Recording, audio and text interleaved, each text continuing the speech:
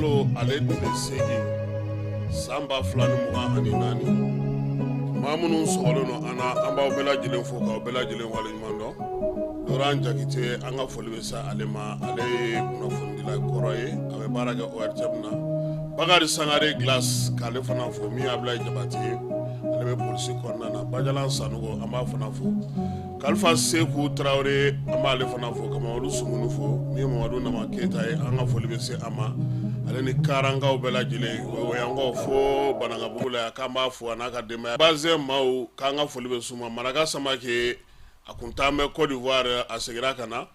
Bajaji Aydara Imam an ka foli bɛ s'a ma, min ye Savana Kone Binem Dolo Kanadakaw fɛ yen. Tonton Raoul k'an ka foli bɛ s'a ma, ka Faustin Sila fo, Ali Badara Kone Isere Justicier ale ye. Musafa Jawara Jawus Création Badlabugu, Arigo Saki Musaba an b'a fo Katikaw fɛ yen. Sofa ale ni fotigi olu bɛ ORTM kɔnɔna na. Moribo Gino ale ye boucherw ka tɔn ɲɛmaa ye n'u b'a wele sa ko transformateur sigira 4 kɔnɔna na. Musa Kan an b'a fana fo, PAJC olu ka dangele ale fana ye. An tɛ ɲinɛ fiyewu Sajo Kulibali kɔ Timininga don, min ye Kalifa Nama ale furumuso ne ye Madame Traoré Kajatu Kulibali. Fanta Dumbuya ale ye école karamɔgɔ ye Kayi Kaso, ka Ajibari n ka petipetini k'ale fo. Nun Dumbuya Montréalkaw fɛ yen Canada, Yusuf Tunkara k'ale fana fo. Asmirte min ye Keyita ye k'an ka foli bɛ s'a ma. Yaya Fofana a n'a ka denbaya bɛɛ lajɛlen minnu bɛ Bamakɔ ani minnu bɛ kɔkan, k'a ka baarakɛyɔrɔ bɛɛ lajɛlen fo Torokɔrɔbugukaw fɛ yen. Nantumelakaw an b'olu fo, ka Julio fana fo, min ye Segu Madu ye, Madu Danbele, k'an ka foli bɛ se a fana ma yan. An tɛ ɲinɛ Jaba Sidibe kɔ ni ale bɛ Salakaw ka sigi la. Seydou Sangare dugutigi k'an b'a fo, coordinateur an ka foli bɛ s'a ma Bamakɔ kɔnɔna na, min ye an ka cɛkɔrɔba n'o ye Bakari Kulibali ye, Koro Barrage Kucala mara la, k'an b'a fana fo k'a waleɲuman dɔn. Falaye dɔgɔkun in kɔnɔ koba minnu kɛra, i ni Kewa a y'a tulo kɛrɛbɛsigi k'u lamɛn komi aw bɛ yaala. I b'a dɔn ko min bɛ sen na sisan, o ye i b'a fɔ de sisan ko Tenzawaten, Ukraine, Mali, Russie ani IS jamanaw. N yɛrɛ y'a mɛn ko Sonko yɛrɛ bɛ sira la ka nalen yan. Ousmane Sonko ko a bɛ sira la ka nalen Bamakɔ. An b'a fɔ n k'a bisimila. Maa min kɔni to kɔnɛ kan kɔni kuma kɔni b'a ba wolo ye o. Sonko ni Sogeli parti sakana di la ye kɔni o ye 11 terminé kuma de k'a ka na an bi yan. Burkinakaw olu ka ministre min b'u ka kunnafonidiko kunna n'o o ye Ritanba Jean-Emmanuel Ouedraogo ye. Falaye n ko anw ni nin ye Facebook ni journaliste de don. Mais nka ko ministre don sa mɔgɔ tɛ se k'a fɔ ko ka petipetini sinon nin kuma anw ka ji de soli ka na d'a ma n'an bɛ Sanusi sɔngɔ d'a ma. Mais bɛɛ ni Dakar don. Ritanba Jean-Emmanuel Ouedraogo ministre do bi a kɛra cɛ yɛrɛ y'a kɛ ministre d'État ye o. Awɔ remaniement tɛmɛnen na o y'a kɛ ministre d'État ye parce que ale ye porte parole ye, denmisɛnninw ka ko fana ɲɛmɔgɔya b'ale fana b'a bolo quoi. Ale bɛ yan, Modi Saliu n'o ye général ye ka bɔ Niger, u nana Sangafo la. Donc Ibrahim Traoré ani Abdramane Chani o de y'u bila ka na ka kɛ ni Tenzawaten ko in ye. Bi yɛrɛ de Asimi y'u bisimila wulada in na, u kɔni nana ka na Sangafo kɛ ko sisan peut-être Job ka kuma yɛrɛ bɛ an bɛna tila ka don o kɔnɔ. IS an bɛ ka sira minnu kɔnɔ k'a kɛ komi tubabukan fɛn ninnu, c'est-à-dire an ka taa par étape ye k'o tɛna bɔ IS ko la. Parce que olu ɲɛ b'a la cogo min na sisan Burkina ni Niger nana ni ci min ye o de ye o. An kana an sigi mɔgɔw ka dimi don a la k'a sɔrɔ se dɔ b'an ye. U nan'o de fɔ président ye. Nin ko ninnu si man ka bila dagirida la. An jɛra an farala ɲɔgɔn an kɛra kelen an ka jɛ k'a bɛɛ ɲɛnabɔ ɲɔgɔn fɛ sisan yaasa an ka se ka bɔ degun in kɔnɔna na. Sangafo kɛrɛfɛ u ye min fɔ Asimi ye, Modi Saliu o ye nin de ye. An kana to maaw ka dimi don an na k'a sɔrɔ se b'an ye. Donc olu nana ka n'o kuma fɔ yanni olu cɛ Mali yɛrɛ kun y'a yira k'a fɔ ko ale ni Ukraine kɔni k'o banna a mɛnna. Yaasa ka se ka o lawaleya sɛbɛn kɛrɛnkɛrɛnnen dira Isa Kɔnfuru ma ale min y'an ka lasigiden ye Nations Unies na k'a lase conseil de sécurité ma a taara don min Sierra Leone kaw olu de bɛ conseil de sécurité kunna ni waati na u y'a lettre di bɛɛ lajɛlen ma jamana 15 in bɛɛ lajɛlen ka mɔgɔw nu kun u y'a d'o ma dɔgɔkun nata in Niger fana bɛna a ta bila ka taa parce que ale fana ko k'ale ni Ukraine ko c'est fini an b'o kɔnɔna na Turki jamanakuntigi ale ye sɔrɔsikulu bila ka na an fɛ yan u nalen min ye baro kɛlɛtigi ye ale y'u bisimila n'o ye général de division Umar Baro Jara chef d'état-major ale n'u kumana u tilalen ale taara n'u ye Sadio fɛ yen u ni Sadio kumana bi délégation in u ni Dawudu fana ye masala kɛ parce que i b'a dɔn k'a fɔ ko sɔrɔsiw ka ko n'o ye forces armées ye o bɛ yen nka dugu kɔnɔ lakanako fana n'o ye sécurité ye o fana bɛ a la a bɛ n'a fɔ Turki ninnu fɔlen don o de la kosɛbɛ lakana kɔni dugu kɔnɔna lakana olu fɔlen don la kosɛbɛ ani drone dilan n'o tɛ ka taa baari bɔ kɛnɛ kan o man ca u bolo wa u ka fɛn fana fanga ye min ye kunnafoni b'u bolo dɛ kunnafoni b'u bolo o de la u ka président ni Asimi kumanen u sinsinna o kan kosɛbɛ i m'a ye kɔsa in na États-Unis ni Russie u ye falen kɛ u ka kasoladen falen kɛ Turki de y'a ko ɲɛnabɔ o u dara Turki de la fala ye ko de bɛ ka tiɲɛ sinon Turki ka avion a sira de ka jan n'o tɛ a ka ɲi ni Europe avion bɛɛ ye Turki si komi e ti taama kosɛbɛ e ka taama dan ye yanni Sikaso ye ni kɔsa in na yɛrɛ tɛ e kun ti bɔ Bamakɔ yɔrɔ kebatɔ o tɛ dugu wɛrɛ dɔn ni Kita tɛ n'o tɛ u ka avion dɔ bɛ yen ko Emirati n'i y'o bɔ a la Turki si ɲɔgɔnna ka dɔgɔ dɛ parce que Emirati kɔni ko n'i bɛ masakɛw ka du kɔnɔ de ale avion o de ye fala ale billet ye 12 millions de ye fantan tɛ se k'o sa o se t'anw ye n'i donna ye classe affaire ko kuma tɛ yen business ko kuma tɛ yen masakɛ place de b'ale kɔnɔ u y'anw da o la yan ka taa n'an ye Addis ne sunɔgɔra fo ka n hɛlɛ hali ma sɔrɔ fana dun heure 6 fo ka n ɲinɛ an segintɔ k'an ka segin Ethiopia na n ko fɛnw di kelen fala ye Mali mɔgɔw bɛ k'a dɛmɛ Mali mɔgɔw bɛ k'u segew kɛ jamana fana kɔnɔna na hakili la ka fɔ jamanadenw caman y'a faamu mɔgɔw bɛ ka wuli ka jɔ kɛ ka kɛ ni halisa ale Ukraine ko kelen ye an ka maaw fana ye kɛlɛ taabolo falen pewu n tulo bɛ maa minnu ti Mali kɔnɔ yan u ti Mali kalama u tɛ foyi ɲɛdɔn ko mugu cira Tenza Wateni bɛ o na kɛ Tenza Wateni wɛrɛ ye u k'u jija u ka Benin sigi la u ka taa kamiyɔnba bolilaw nɔfɛ o dakadu la u k'u da don nin ko ninnu na u tɛ foyi kalama Maliko la papaga wa maa minnu y'a kunnafoni dɔn o y'a jɛ fana mugu kelen fo anw sigiyɔrɔ yan a ma ci bi nka n'Ala sɔnna a ma ko min bɛ sen na a tɛna dogo mɔgɔ la an bɛ dugawu kɛ an ka wolomasiri tabaw u ka se sɔrɔ nin ko ninnu bɛɛ lajɛlen na fala ye parce que i b'a dɔn ko an bɛ kɛnɛ mun kan nin waati in na a kɛnɛ ma nɔgɔn dɛ an kana ɲɔgɔn nɛgɛn dɛ an ka mɔgɔ minnu bɛ yen ni olu sera k'u sen fa ka bɔ Tenza Wateni kɔnɔ u ko an ma ko armée ye se sɔrɔ alamisa don min na juillet kalo tile 19 a su fɛ olu ye minɛnw dontɔ ye ka taa di ninnu ma k'a ye olu yɛrɛ dabali ban olu yɛrɛ kun bolo fɔlɔ ko armée ka minɛnw de don nka u nana sɔmi mun na u y'a ye k'a fɔ armée ka minɛnw tɛ a tɛ ka taa di armée ma o tɛ problème ye dɛ mɔgɔ minnu bɛ ka a baaraw kɛ a si tɛ yanga ye nka ko o bɛɛ la kɛlɛ daminɛlen juma sɔgɔma ko armée ye caman tiɲɛ minɛn ninnu na mun de nana kɛlɛ cɛn an ka mɔgɔw bolo fala ye o ye cɛncɛn mugu min wulila ye ale ni san ka taa fara maa ninnu fana u ye mobiliw kɛ kamikaze de ye ka mugujugu don mobili kɔnɔ ka ɲɛsin an ka mɔgɔw ma o de la an fana ye Sunjata ladege an ye ɲanimaboli kɛ an seginna an kɔ koyi ka fɔ o ti kɛlɛ la kojugu ye o ɲini tɛ se ka na dɔwɛrɛ de kɛ o de ka jugu donc o kɛlen kɔfɛ an ka duguden minnu bɛ yen n'olu yɛrɛ sɔrɔ n'u taalen no bi Algérie kaw fɛ u bɛ ka fɛɛrɛ ɲini ka segin ka na Bamako ko a ma ko o kɛra don min samedi Tenza yɛrɛ sumanatɔ parce que su caman de cɛra ka taa an dafɛ jamanaw caman kɔnɔna na u bɛ se ka taa furakɛ cogo min ko tɛmɛnen kɔ ka bɔ yen tarata min dar'o kan ko yangari yen ye fɛn o fɛn tun bɛ yen n'o ye minɛn jɔlen ye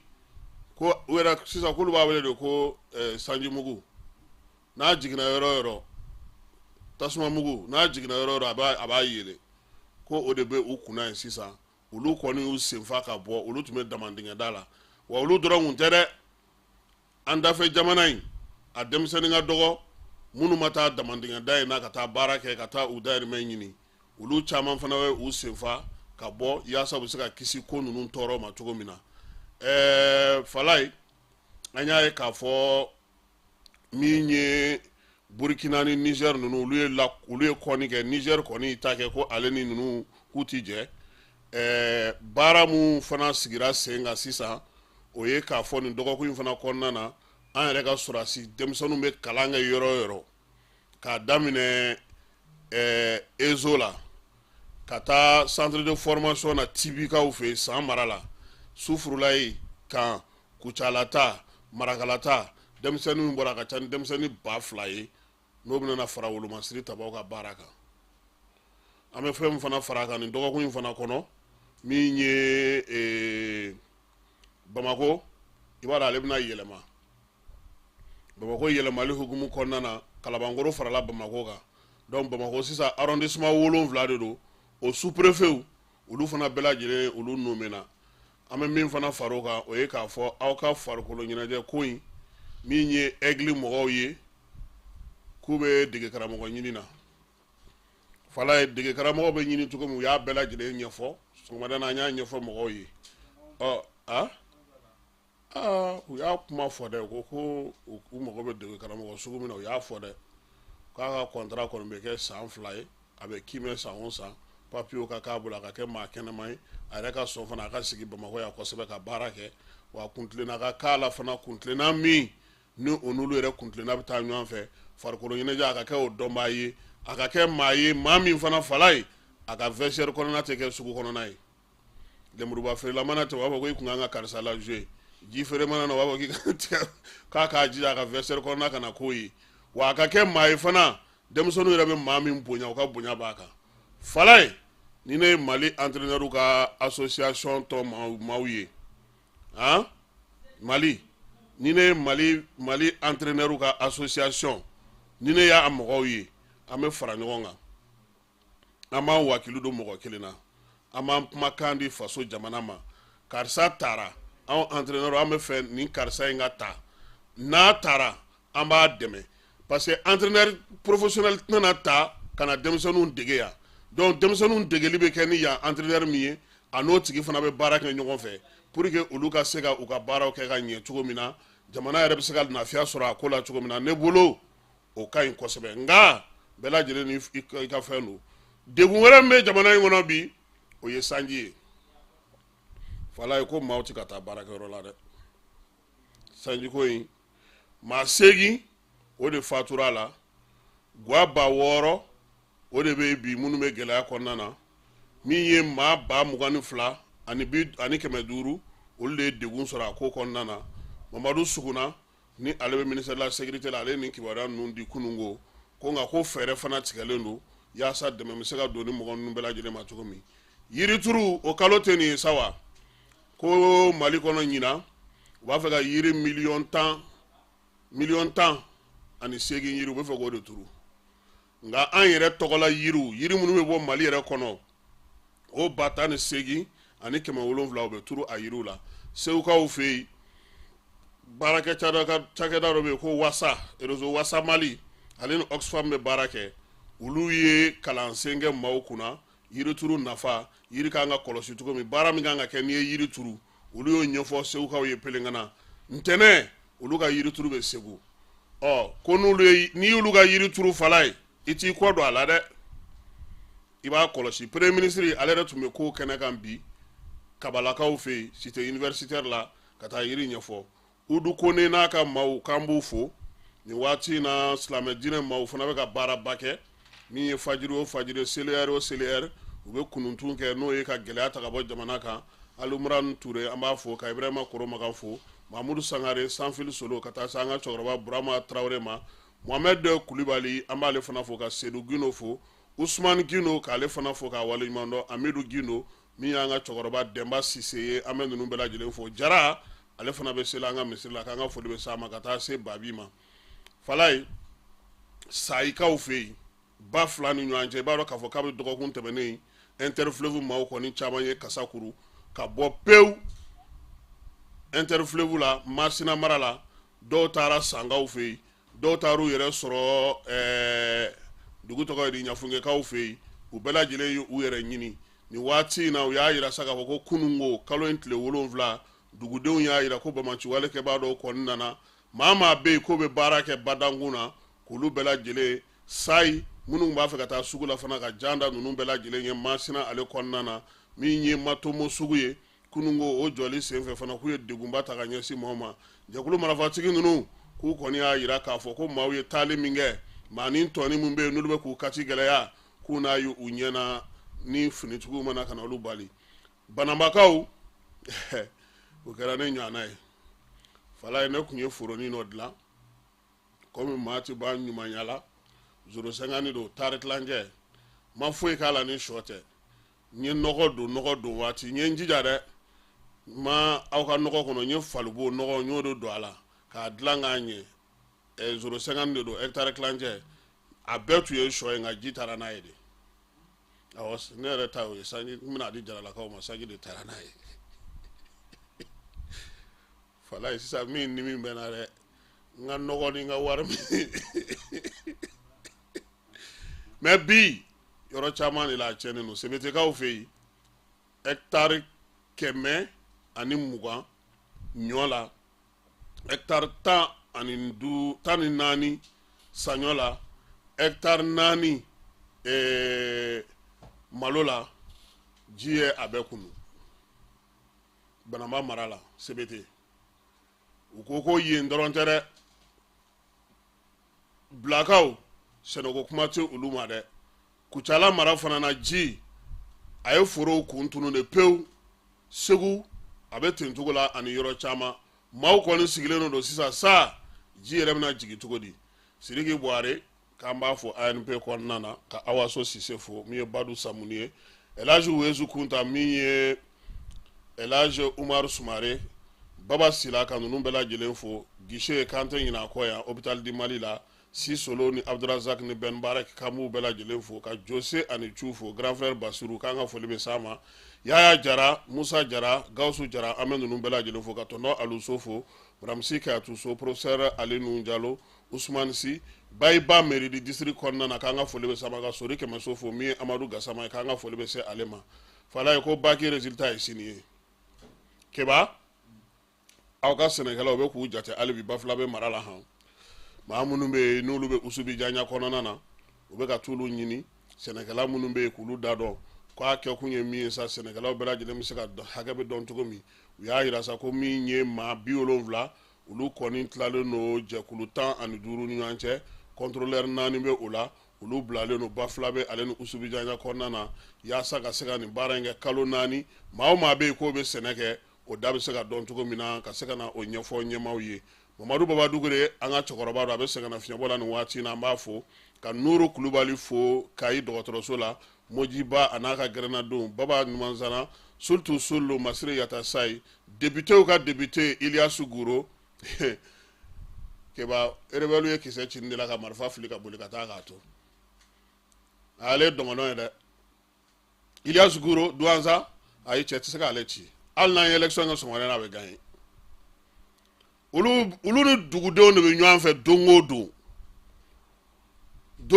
don olu ni dugudenw de bɛ ɲɔgɔn fɛ rebelle de taara dalen sɔrɔ sunɔgɔ la Keba ka mugu kongo a la ka tila ka taa marifa ta ka n'a ci a la k'a fili ka boli yɔrɔ o y'a dan ye ne terikɛ don nka an na gɛrɛ a la parce que o la n bɛ se ka participer Keba Sangare ka exercice à balles réelles. Jawara sotraka korna na kamba fo ka falen kulubali fo tene Musa Bagayogo Chorno Umar Asijalo Siriman Bachili miye Sori Kemeso Jaba Sidibe kamba fo anaka demaya bela jele falai ko sini Jerusalem bigi la ko amse dugawo la kango bega ko ga Ismaël Kulubali ka le deme tay kano ale kelembe dron ni satura malien yi mi mi se ga médaille soro ka di ama ko na ya deme ni dugawo ye ko na ala sona ma ko abe se ga na ni fenye mi nga giri ni médaille ame dugawo ke ala ka nye ga dama kafu ale nyema koro Isa Ayatu ala ale ka kalfa mina ala Isa Ayatu he falai Cameroon kado a fatura bi alamsa ka shito san bi wolonvla ani wolonvla la ale Cameroon Fédération o togo de ko feka foot ayo nyemaya ke san bakele ni keme konondon bi duru ani woro kata se san bakele ni keme konondon bi segi ani segi minye kafuye ayo nyemaya ke san bakele ni keme konondon bi segi ani segi kata se san ba fla ani tan ani wolonvla ma minye FIFA ye ayo intermédiaire ke sabula samina nu unana FIFA mogo bela jelen che kuyo kurutu ke ayo o intermédiaire ke samba fla ani tan duru katabla samba fla tan woro la Isa Ayatu mawye aye boli ko lawa mina ko kara Samuel Eto faka janaja keneka o ya sura be wotoro kono ma chama ya chugumi bana kun galeno ka senge nga kun tara o keneka ya saka ta janaja ke Isa Ayatu aye malikanu kan 2002 malika soro songa ke akoma alno ya soro expert nu fontu min fo Isa Ayatu aya jenero fi akola mamindo chena ne grela la coupe kan 2002 la ya soro mbendam nena ha angrela la falai ala ko chien fif kafu mo ye contrôleur ou blakana contrôleur ou nale utara fo Egypte ko Mali ti se ka kani labe Isa Ayatu yere de nana anana kata munumunu ako président Alpha ma fenfe seba ye aya beke kan al ni terrain habitant Alpha wula ki joga kan ka ko ye ka ke projet de développement ye atoko duma anteni ya bolobi kan mi ngara malla nyogona makara folo jatigiya nga yera ya o fana kofe tuguni stade jora région bela bi asimi fana ka fo parce que stade fenfe jora ale fana ka be kura ya ibaro labem mesena ame fa ka coupe d'Afrique do de organiser no e juniori malika nga ka papier labem nga do o de la ka se ka o barake ngale kafu kelen konna na u ka secrétaire général ka be kurutu gere o fana do e Camerounais Veron Omba ko kafu e papier bo ale fana ka ame Ali Traoré fo Washington ka o fei Idrissa Koulibaly ka ale fana fo Fatmata Ba Mohamed Lamine Kokaina anaka demaya bela jele kambu fo ni wati na États-Unis ka o fei Adama Hôtel Résidence Segu anaka barakala kulu bela jele fo fala e pôle judiciaire procureur mi me pôle judiciaire spécialisé lutte contre le terrorisme kuna ay bataki bo ka yira ka fo ko ay enquête do sigi senga enquête min ba to bina na wuli ka joke ka nyinini ke mamunun be nulu senyira teza watenu wali ya chejuina ka nyeshi anga jamana ma wa minye Ukraine ka uye uka blu kuna fana ka fo ko uye kuma min fo kama bitlogeren tlokono malaya sabula procureur ko uka nyinini nu ka tesiru bina na ke alno ya soro kanga sebenchi mamun mesogu de medien selegnani konnana kuno wuli ka joke bataki minye pôle spécialisé de lutte contre le terrorisme ulu ya fasiri ka ci kuna fondila uluma Maliki Berté amba fo ka bay jagite fo Jango Bagayogo Dauda Magasa Basabugu ka bela jele Abel mi Ari Traoré Koniba Jema Kulubali kata se Chenou Bakoroma Salifu Konare kata se Jismalenga bela jele makamu fo ko wale mando Buna ani Bakore uluye Semegala ka yoku fo ka Aida Sumare fo Agibu Konanji Sewu ka fei Faleru Boli anga folebe sama Aida Kante Honorable Amadou Koulibaly kamera nunu bela jele fo bi Ablaye Jobu aye la sigide munu be Mali kono ya ayu bela jele fara nyanga wale ya munu me sena ka nyeshi anga jamana ma aya bela jele bendege mo ka nyefo uye Jobu ka la seli senfe a ko nin y'ale siɲɛ fɔlɔ ye ale ka ambassadeur baara kɔnɔna na jamana wɛrɛ lasigiden ka bɔ k'a fɔ k'olu bɛ terrorisme k'u b'o soutenir ko n'o y'a sɔrɔ o bɛ bɛn jamana minnu lasigidenw bɛ yan k'u kɔni y'a mɛn ko bɛɛ lajɛlen y'a ye k'a fɔ ko a kɛra ko ale b'a dɔn k'a fɔ bi baara min bɛ ka kɛ Mali fɛ Mali ni Burkina ni Niger ka AES sigili a y'o fana ɲɛfɔ ko don nataw la k'u bɛna jɛ ko ka kɛ kumakan kelen han a tɛ bɔ fan fila fɛ tuguni baaraba minnu fana bɛ AES kɔnɔna na a y'o ɲɛfɔ kun min na AES nana min ye parti politique ko minnu fana kan ka kɛ AES kɔnɔna na i da don ninnu bɛɛ lajɛlen na ɲininkaliw kɛra a fɛ lasigidenw fɛ a ye jaabili kɛ min ye lasigidenw yɛrɛ ye o ko olu ye nin laɲini ko sabula olu man ka kɛ maaw ye maa min bɛ yaala bɔlɔlɔ sanfɛ ka taa kibaruya ɲini ko ala dɔrɔn de b'o tiɲɛ n'o nkalon dɔn ka bɔ ɲɔgɔn na ko nka ko ni jamana yɛrɛ ɲɛmaaw sera ka u wele ka kibaruya jɔnjɔn d'u ma ta waati ni waati ko o bɛ diya u ye Diop ye layidu d'u ma ko waati o waati n'o ka d'u ye ale ka dayɛlɛlen don n'a ka d'u ye tuma o tuma a bɛ se ka u kunnafoni yaasa u bɛ se ka faamuyali sɔrɔ cogo min na u fana ka se ka kibaruya ɲuman di ambassadeur baden de nana nin kɛnɛ in kan han u y'a yira fana k'a fɔ Mali ni dɛmɛ min ka kan ka b'u ka jamanaw yɔrɔ u fana bɛna o seko n'u damayira kɛ yaasa Mali bɛ se ka taa cogo min na ɲɛ lamɛnnikɛlaw ka ambassade ale tun bɛ jɛrɛ dɔ kɛnɛ kan bi n'o y'an ka mangoro feereko ɲuman ye ambassade Amérique ka dɛmɛ kɔnɔna na n'a bɛ fɔ o ma ko feed the future ja anw ka mangoro de ka ɲi ni diɲɛ bɛɛ ta ye fala anw sigilen don koba ka yan koyi n ko est ce que hali n'i ye bo ta yan k'i bɛ taa feere a tɛ san ka tɛmɛ tɔw ta kan nka an de t'a dɔn o baara bɛ sen na an bɛ dugawu kɛ minnu b'o ko la ala k'o ɲɛ min ye Maraka Samake an b'a fo an tɛ ɲinɛ délégué kɔ Boubacar Monzo Sala Babi Yeli Sissogo Modibo Tunkara Burama Sissogo Burama Sire Kulubali Kara Tchad Sangare an b'a fana fo k'an yɛrɛ balimakɛ fo Ousmane Bachine Sewukaw fɛ Alu Badara nana k'a se min ye Alu Nampe Cheikh Mohamed Sherif k'ale fana fo min ye Super Coupe Assimi k'a bɛ daminɛ nin kalo in tile 16 fala ye ko a coupe daminɛ don ko anw ni AES ambassadeur bɛ jouer ko ne ka numéro ye 9 ye fo n'a ye n dɛmɛ ni dugawu ye dɛ ko ne de ye 9 ye journaliste ka 9 a mayo ni ka kan na n'a ma kunna tuguni n'a di kɛba ma tuli bɔnbɔn mɔgɔw ta nana n y'o di kɛba ma ale taara jouer an bɛ dugawu kɛ AES mɔgɔ aw ka défaite fɔlɔ ye nin ye nka a tɛna ɲinɛ défaite mu ne nɛfulama jɔn de bɛ jɔ n bɛ celu fan bɛɛ kɛ wo ye dɔrɔn a côté kɔni bɛ kɛ n kɛrɛfɛ fala ye an bɛ dugawu kɛ ala ka Super Coupe ATT atako 4nan Super Coupe Assimi atako 4nan ala k'a kɛnɛ yira an na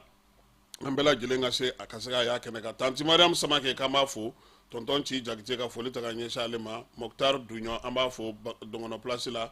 Peru Bakari Kante Master Sumi Doni Brasco k'an bɛ ninnu bɛɛ lajɛlen fo Baba Mayiga Crosby k'an ka foli bɛ se ale fana ma ka Prince fo FR3 la Bubu la Mas ale ni Jangina olu bɛ Voix du Mali kɔnɔna na Konanji Jara ale bɛ Institut Martyr la Amdalayi Isa ko a Sangare Idriss n'o ye Mula Idriss ye MPJ Jara ni Che Fana Tomota Renouveau ale ni Amadou Lassana Kodare Isa Kaba an bɛ ninnu bɛɛ lajɛlen fo École de santé Kalajata maaw k'olu fana fo Docteur Salim n'a ka maaw Aba Titani kɔnɔna na dibiteri Banamba maaw Damele n'a ka baarakɛlaw k'olu fana bɛɛ lajɛlen fo Pressing Dagdag Kanute Stade 26 mars kɔfɛ Jɛka Optique Amdalayi Aseyi Mali Fura Omo n'a ka baarakɛlaw Honorable Kuse Tera k'ale fana fo Sama Transfer maaw k'u bɛɛ lajɛlen fo Tupac Transport k'olu fana fo Lassana Kone Savan min ye Malik Bazoum ye Sewukaw fɛ yen fala ye an ka radio partenaire an tɛ ɲinɛ olu kɔ Mali kɔnɔ a n'a kɔ kan k'u bɛɛ lajɛlen fo k'u waleɲuman dɔn dugutigi de ye k'an b'a fana fo n'o ye Nuntogo ye k'a n'a ka baarakɛlaw u ka maaw n'o ye u ka duguladenw ye k'u bɛ an lamɛn k'u b'an fo k'an waleɲuman dɔn Dɔngɔnɔ dugu bɛɛ lajɛlen Dɔngɔnɔw ka gouverneur falenna a kɛra Olivier Jassana ye u y'o bila ne terikɛ nɔ na n'o ye Mohamed El Béchir ye fala o b'a jira k'a fɔ ko kɛlɛ de bɛna falen Dɔngɔnɔw kɔni an bɛ foli k'u bɛɛ ye Papisi Diallo k'ale fana fo Dakar, Amadou Gassama Jankuba n'o ye Bako ye suguba kɔnɔna na, an b'a n'a ka baarakɛlaw bɛɛ lajɛlen fo, an tɛ ɲinɛ Ibrahima Sako kɔ Dakar kaw fɛ yen, Madina Jara Atlanta a n'a balimakɛ n'o o ye Babi ye ka taa se Houston kaw fɛ yen, Lucas Dakano ma, Isa Konate, ale ni Sori Sako ale bɛ Canada kaw fɛ yen, an bɛ ninnu bɛɛ lajɛlen fo. Falaye an ye waleya dɔ sigi sen kan i kɔfɛ yan, o ye panneau solaire ye, i b'an ka numéro in 92 42 42 30 i b'a ale don, an bɛna a ɲɛf'i ye k'a faamu. An ye panneau de vie de kɛ,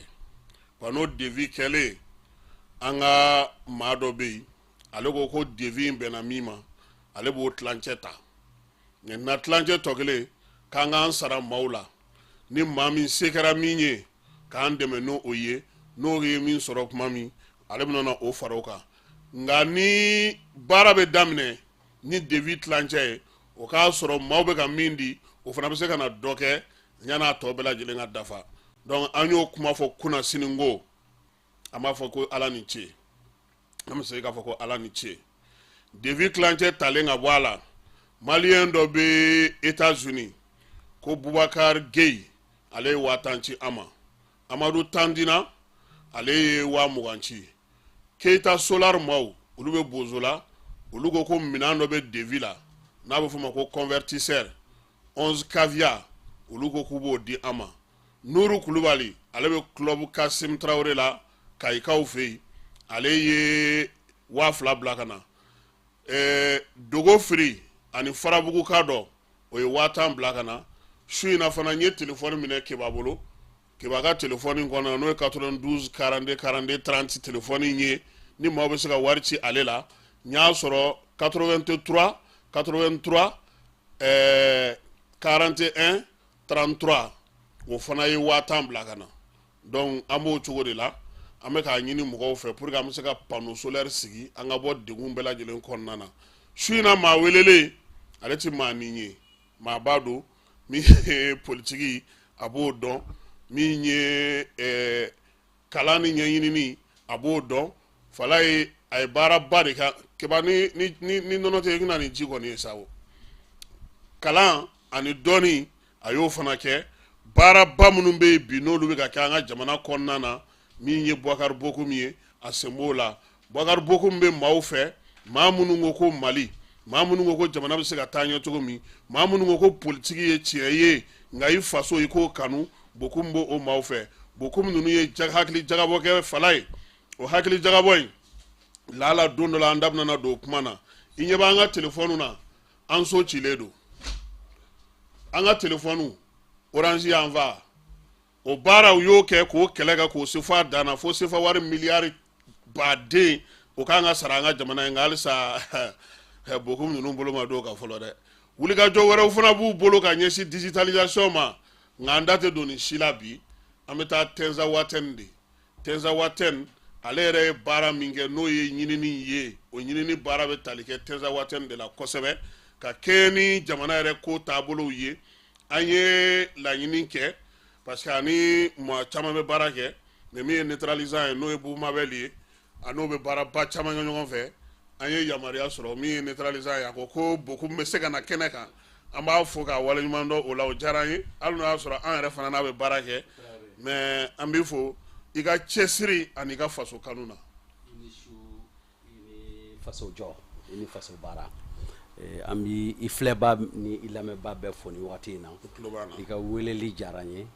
n b'i ka bila la i Traoré. Ayiwa, président, naam, an y'a ye k'a fɔ i tun sɔmina ko dɔ la a mɛnna, parce que i ka bɔli laban na yan, i ko nin ko ninnu bɛ ka taa cogo min, diɲɛ bɛ sɔn k'i ɲɛsin anw ma. siga t'o la. Ni diɲɛ y'a ɲɛsin an ma, an kan ka wuli ni wuli cogo minnu ye, i kun ye caman fɔ olu ko kɔnɔna na, hali n'o y'a sɔrɔ a don o fana kuma tun bɛ an yɛrɛ ka jamana kɔnɔ kuma kan kosɛbɛ, an ma sɔn k'an sinsin kɔfɛla kan. Nka su in na an b'a fɛ ka mun faamuya, o de ye e yɛrɛ bolo fɔlɔ mun de kɛra Tenza Waten ni e b'o kalama, n'i bɛ se k'o fɔ mɔgɔw ye. I ni ce i ka ɲininkali la, an bɛ se ka mun faamu Tenza Waten da, o ye k'a fɔ d'abord mɔgɔw bɛ ka kɛlɛ in bila yɔrɔ min na, fo k'an ka faamu kɛlɛ t'o cogo la. kɛlɛ tɛ an ni Tinza Waten cɛ, kɛlɛ tɛ an ni CPA cɛ, kɛlɛ tɛ an ni terrorisiw cɛ, kɛlɛ bɛ an ni OTAN de cɛ. Donc k'a faamu k'a fɔ ko OTAN de farala mɔgɔ dɔw kan parce que taabolo i bɛ yɔrɔ min ye ani mun b'a kɔfɛ olu tɛ cogoya kelen ye. Ne bɛ deli k'a f'i ɲɛna i ka plateau kan yan n ko tamasɛki kɛlɛ tɛ tiɲɛ ye, camancɛ kɛlɛ in n'a kuma bɛ fɔ tiɲɛ tɛ, bolo minnu dogolen don a kɔfɛ o de b'a to kabini an ye négociation daminɛ ka négociation daminɛ fo ka t'i yɛrɛ di o bɛɛ la i tɛ tila o b'a yira k'a fɔ i bɛ ka négocier ni maa minnu ye kuma tɛ o yɔrɔ la o e b'i bolo nɔ bila papier la ni i ni dɔ cɛ mais maa min b'o kɔfɛ hakilina wɛrɛ b'o la donc a tɛ taa yɔrɔ la o de la depuis 1960 jusqu'à aujourd'hui an bɛ accord signé an b'a segin a kan an b'a signé an bɛ segin a kan fo ka taa se bi ma fo ka taa bɔ accord d'Alger mun lagosila kɔsa in na mais ni accord d'Alger yɛrɛ lajɛ i b'a ye k'a fɔ presque an ye ko bɛɛ to yen mais o bɛɛ la an ma lafiya, an sɔnna fɛn bɛɛ ma, an sɔnna fɛn bɛɛ ma fo k'an da k'an kolongolo dugu ma u ka an to yen dɔrɔn pour que kɛlɛ kana kɛ hali bi maliyɛnw bɛ yen nɔ minnu bɛ k'a fɔ allez-y aux négociations aw kana kɛ belliqueux ye aw kana kɛlɛ kɛ mais ça veut dire qu'on n'a pas compris crise in yɛrɛ ye fɛn mun ye an ma faamuya n'a faamuyana i t'a fɔ ko k'a dabila parce que a tɛ e bolo a imposera e kan de dɔ de nana n'a ye ka na a tongo e kunna donc e b'i yɛrɛ ɲini de a tɛ kɛ comme ni e de bɛ ka attaque kɛ ou bien e de bɛ ka ko wɛrɛ kɛ donc Tinza Waten mécanisme kɔnɔna na i y'a ye k'a fɔ Kidal minɛna gɛlɛya mun kɔnɔ MINUSMA bɔra cogo min na kabini o yɔrɔ la i b'a dɔn ko janfa tun bɛ MINUSMA yɛrɛ fɛ o bɔcogo kɔnɔna na parce que o y'a essayer k'an ka soldats livrer baara ma ɲɛ u bolo finalement an sera ka Kidal minɛ maintenant mɔgɔ minnu tun bɛ Kidal n'u sera k'olu favoriser u ka bɔ olu seginna ka taa replier Tinza Waten donc u taara Tinza Waten u ni mɔgɔ wɛrɛw bɛ baara kɛ ɲɔgɔn fɛ notamment ukrainiens bɔra k'a fɔ k'olu sen b'a la olu y'u ta fɔ caman dogolen do kɔfɛ olu m'u ta fɔ Algérie b'o la Libye parti dɔ b'o la Mauritaniens b'o la donc jamana caman de b'a la minnu bɛ OTAN ka minɛn kɔnɔ minnu dɔw tɔgɔ fɔra dɔw tɔgɔ ma fɔ donc ɲɔgɔnye minnu kun fɔra ani fɛn minnu fɔra ko olu kɛra OTAN fɛ Mauritanienkaw fɛ olu bɛɛ kun ye nin ko in labɛn de ye wa mais OTANkaw m'a dogo o la o parce que u yɛrɛ ka sariyaw b'u piéger parce que hali ni ye Sénat français ta fɛn fɛn ni u bɛ kuma a kan u ka intérêt kan donc u y'a yira k'a fɔ olu ka intérêt de bɛ anw fɛ yan nɔ olu ni anw tɛ o olu ka non c'est clair nafa m'anw ka dugu jukɔrɔ olu u mago tɛ foyi la ni nafa tɛ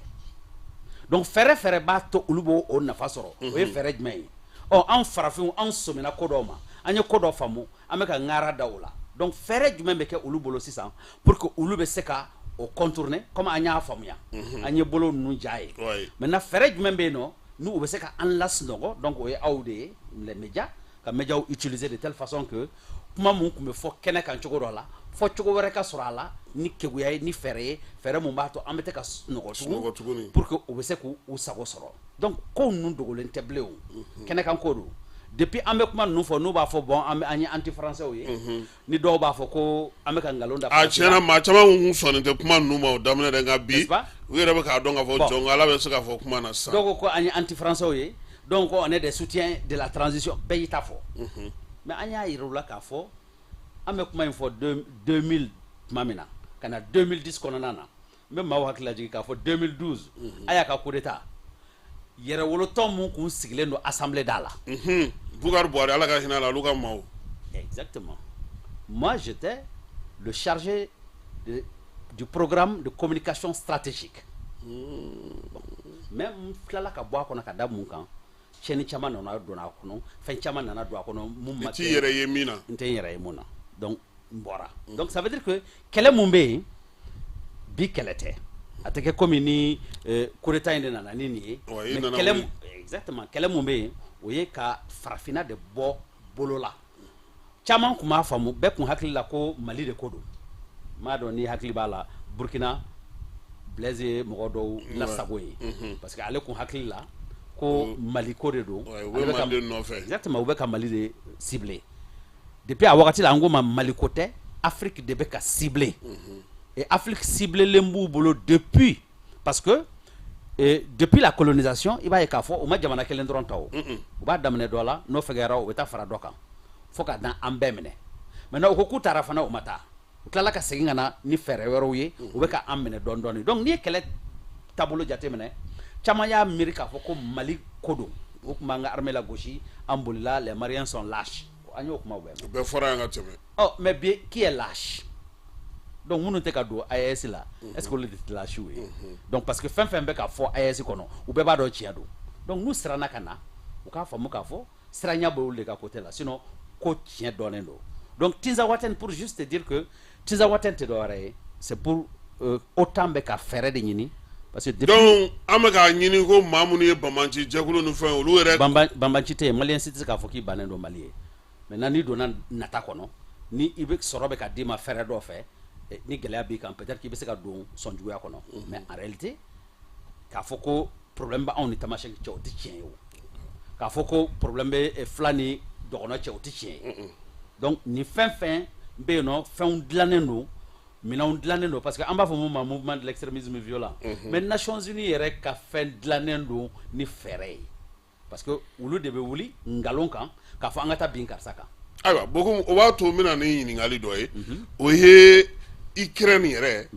a service de renseignement o ɲɛmɔgɔ ka bɔ tancogo la ka kuma o ka tila ka sinsin n'u ka lasigiden hali u ka ministre b'u ka jamana ni jamana cɛ sira ɲɛnabɔ ko kunna a ye bataki min kɛ a m'a fɔ ko u nɔ tɛ o a ma se k'o fɔ kuma kɔnɔ mais mun b'olu olu jafarinya ta ka nin kɛ u bɛ k'o kɛ ka taa kun jumɛn ko bɛ Irisi n'u ka kɛlɛ in u bɛ fɛ ka na u ka taasira dɔ de kɛ Irisi la yan wa non u bɛ fɛ k'a yira Irisi la k'a fɔ i ni ninnu bɛ ɲɔgɔn na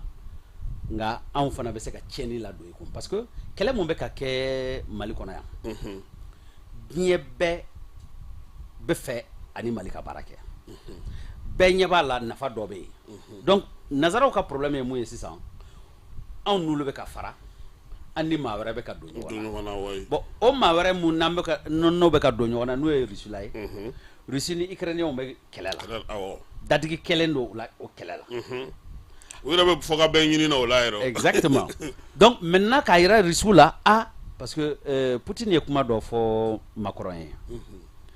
a ko e Faransi e ye jamana fitinin de i tɛ jamanaba ye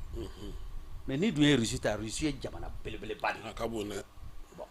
maintenant e bɛna fɔ k'e bɛ molobaliya ta ka ne sɛgɛrɛ nka ne t'i kɛlɛ i kɛlen don ka minnu minɛ i ka jɔnya juru la ni CFA ye i kɛlen don ka minnu minɛ jɔnya juru la n'i bɛ ka t'u ka nafolow suɲɛ ne bɛ i n'olu fara o y'i ka ko bannen ye n tɛ maga i la yɛrɛ n tɛ s'i ma donc ale tɛ se Faransi yɛrɛ ma Faransi bɛ balo cogo min Faransi bɛ ka dabaya kɛ ni fɛn mun ye ale bɛ olu de la kunu k'olu dɛmɛ donc u ɲɛ b'a la k'a fɔ bi dɛmɛ mun bɛ ka kɛ an fɛ u fɛ o bɛ ka ninnu bɔ ninnu bolo donc olu fana u bɛ se ka fɛn ni mun kɛ ni o bɛ na Poutine tɔɔrɔ c'est de dire que anw bɛ ka perdre kɛlɛ la donc n'o kɛra a bɛ kɛ komi n'a bɛ donc Bokum a tɛ Faransi ni Irisi cɛ yɛrɛ non Faransi c'est un petit pays non je vais te dire une chose deuxième guerre mondiale la Faransi kun sen t'a la ayi a bɛ nkalon Faransi donna deuxième guerre mondiale à partir de 1943 débarquement de Normandie mun n'u bɛ k'u disi gosi n'a ye a bɛ dilan tuma min na Winston Churchill a même caché le secret même De Gaulle n'était pas au courant du débarquement de Normandie Anglais ka premier ministre De Gaulle yɛrɛ mun ye Faransi président ale kun t'a kalama mun bɛ sen na donc u nalen don deuxième guerre mondiale la u ko tɔw ma ko an bɛ se ka aw dɛmɛ ni fɛɛrɛ mun ye o y'a ye farafin caman b'an bolo fan wɛrɛ fɛ an bɛ na olu bɛ na fara aw kan nafolo fana n'aw mago b'a la an bɛ se ka a ta u fɛ yen nɔ ka na aw dɛmɛ o de kɛra Faransi ka droit de veto ye ka don CFA dilanna o bɛnkan de kan à partir de 1945 donc bɛnkan don mun b'a yira k'a fɔ n fana bɛ se ka fɛn dɔ lase aw ma o de b'a to fɛn fɛn bɛ sɔrɔ CFA la Faransi tɔgɔ la Américains niyɔrɔ b'a la o olu fana niyɔrɔ bɛ CFA la mais Banque mondiale ye jɔn ta ye o ye Américains ta ye FMI ye jɔn ta ye o y'u ta ye Faransi ni Banque mondiale ye kelen ta ye FMI ye kelen ta ye olu fila de jɛlen don k'u kɔ da ɲɔgɔn na pour que ka an digi ka an bila dingɛ kɔnɔ donc u bolo bɛ ɲɔgɔn bolo donc Faransi ni États-Unis de ye problème ye en réalité mɔgɔw donc an b'an ka bila an kunna cogo si la ko karisa ni karisa b'a la karisa ni karisa t'a la jamana ninnu o t'an jamanaw la quoi mais intelligence dɔw bɛ nazara la u y'a fɔ parce que an b'o la kɔlɔsi u ka ko kɛcogo la minɛ mais u ka kegun a bɛ komi an fana b'a fɔ bamanankan na hali n'an t'a labara lasɛnɛ ka jɔ ani fuseni ka jɔ a bɛ filaniw ba ta ye donc ba ye jɔn ye États-Unis ya la famille Rothschild diɲɛ waribatigiba ninnu olu de kɛlen don ka américains minɛ k'u bila jɔnya juru kɔnɔna na depuis 1903 u b'o minɛn kɔnɔ donc fɛn fɛn dulonnen don o la n'o ye pays de l'OTAN ye u fana bɛɛ dulonnen don États-Unis na donc États-Unis de bolo bɛ kɔfɛ olu tɛ ye a dɔw la u bɛ Faransi su u bɛ taa baara kɛ olu b'u ta sɔrɔ olu b'a fɔ k'olu da t'a la donc kuma in bɛɛ b'o de nɔfɛ donc en réalité États-Unis de ye problème ye hali guerre fɛn fɛn bɛ kɛ diɲɛ kɔnɔ États-Unis de b'a daminɛ u bɛ Faransi embarquer u bɛ tɔw surtout ni farafinna don mais bien sûr donc fɛn fɛn bɛ kɛ ni américains ka nafa b'a la a tɛ kun président français la k'a fɔ ko ayi Daniel Mitterrand n'o ye François Mitterrand muso ye Mali crise kɛlen kɔfɛ en 90-91 a y'a fɔ a ka bɔli dɔ senfɛ ko k'a fɔ ko Faransi ye pays démocratique ye ko tɛ tiɲɛ ye ko fanga bɛ Faransi président la ko tɛ tiɲɛ ko n'ale y'a cɛ lajɛ tuma dɔ la k'a hinɛ b'ale minɛ ko parce que américains b'a wele de ka ci d'a ma k'a bila baara la hali n'a man d'a ye a b'a kɛ donc a muso yɛrɛ b'o fɔ yɔrɔ min na kɔni i b'a dɔn k'a fɔ fanga tɛ Faransi la donc ni américains y'a bila yɔrɔ min na a bɛ bila yen donc pour que i k'a faamu dɔrɔn k'a fɔ an bɛ ka ko in ye cogo min na minnu bɛ ɲɛfɛ olu tɛ bolo wɛrɛw de dogolen don kɔfɛ mais i mana ta cogo cogo a bɛ fɔ minnu ma ko les nations chrétiennes parce que Nations Unies yɛrɛ dalen don o principe de kan donc olu nation chrétiennes a kɛra Russie ye o a kɛra Chinois ye o a kɛra Japonais a mana kɛ maa ye n'a b'o minɛn kɔnɔ a b'i ye o minɛn a b'a yɛrɛ ye o minɛn kɔnɔ donc o bɛɛ de dogolen don o kɔfɛ u bɛ k'u ka hakɛ ɲini an ka jamanaw kan donc k'a fɔ ko nin bɛ bɔ nin jamana la nin bɛ bɔ yan fɛ nin bɛ bɔ yan fɛ kuma t'o nɔfɛ u bɛɛ ye jurujan kelen ye donc u bɛɛ bɛ fɛn kelen kɔnɔ u bɛɛ bɛ minɛn kelen kɔnɔ u bɛ laɲini kɛ maintenant ni laɲini sɔrɔla u b'a tila u ni ɲɔgɔn cɛ n'u yɛrɛ ka fɛɛrɛw ye donc bɛɛ b'i ka hakɛ sɔrɔ mais mun donna bi a bɛ n'a fɔ Russie ni États-Unis fɔlen don ɲɔgɔn kɔ yan mais o bɛ fɔ ɲɔgɔn kɔ parce que Russie fana ni tɔw tɛ kelen ye parce que depuis que diɲɛ kɛlɛw daminɛna i b'a ye k'a fɔ nin jamana fɛn fɛn bɛ k'i bolo kɔrɔta Russie y'u bɛɛ dɛmɛ k'u bɛɛ bolo la y compris la France ensuite Russie ye taabolo dɔ ta diɲɛ kɔnɔ k'a fɔ oui an b'an ka hakɛ ɲini mais an tɛ bin maa kan ni maa fana bɛ gɛlɛya jamana coloniser o ma deli ka jamana coloniser mais o k'i bɔ a la jamana fɛn fɛn coloniser la olu de y'a bɛɛ bɔ bolo la jamana fɛn fɛn coloniser la u y'u sen don a décolonisation baara la donc anw yɛrɛ minnu ye africains ye anw yɛrɛ ka se ka bɔ nazaraw bolo a fanba Russiw jɔyɔrɔ b'a la pays asiatique ninnu Vietnam ninnu ni Cambodge ninnu olu k'u ka indépendance sɔrɔ an jɔyɔrɔba b'a la donc maa minnu don u ye baara kɛ hakilina dɔ de kɔnɔ k'a lajɛ maa bɛ degun kɔnɔ u bɛ se ka fɛɛrɛ kɛ pour que k'i bɔ o degun kɔnɔ u b'o baaraw kɛ donc anw ka taa olu fan fɛ o b'a yira k'a fɔ oui u bɛɛ ye taabolo ba kelen ye mais dɔ fana ka fisa ni dɔ ye k'a sababu kɛ ale tɛ da don fɛn dɔw la 1885 farafinna bɛ tila wagati min na nazaraw fɛ Rusiw ma sɔn ka fɛn ta u ko bon an ye kɛlɛ kɛ an bɛnna ko k'a tila mais a tilali man di ne ye aw ka maga farafinw na a man di ne ye mais comme an bɛ jɛkuluba kɔnɔ ni jama fanba taara yɔrɔ min na n tɛ se k'an ban a ka kɛ bɛnkan kɛra o kan mais ne ko ne mago tɛ fɛn na ale t'a la ayi jamana kelen a m'i tɛgɛ ɲɛsin a ma a ma sɔn maintenant taabolo kɔnɔna na u yɛrɛ bɛɛ n'i ka taabolo don donc bɛɛ bɛ ɲɔgɔn bonya i b'i ka taabolo la i n'i ka colonies bɛ ɲɔgɔn na ne fana ni n taw bɛ ɲɔgɔn na bɛɛ ka ɲɔgɔn mankutu bɛɛ k'i ka baara kɛ an kana se ɲɔgɔn ma donc o ye guerre froide kɔnɔna na u ko k'u kana se ɲɔgɔn ma mais mun kɔlɔsila u y'ale to sunɔgɔ la k'a fɔ bon comme e ko k'an kana se ɲɔgɔn ma mais olu bɛ ka a kɛrɛfɛla ɲɔri dɔɔni ale yɛrɛ kɛrɛfɛla ɲɔri exactement donc fɛn fɛn ye URSS yɛrɛ fanga ye u y'a ci ka jamana dɔw fara ɲɔgɔn donc Ukraine b'o minɛn de kɔnɔ Ukraine ye jamana mun bɛ Russie la kɔnɔna yɛrɛ la donc a y'i fara ka bɔ a la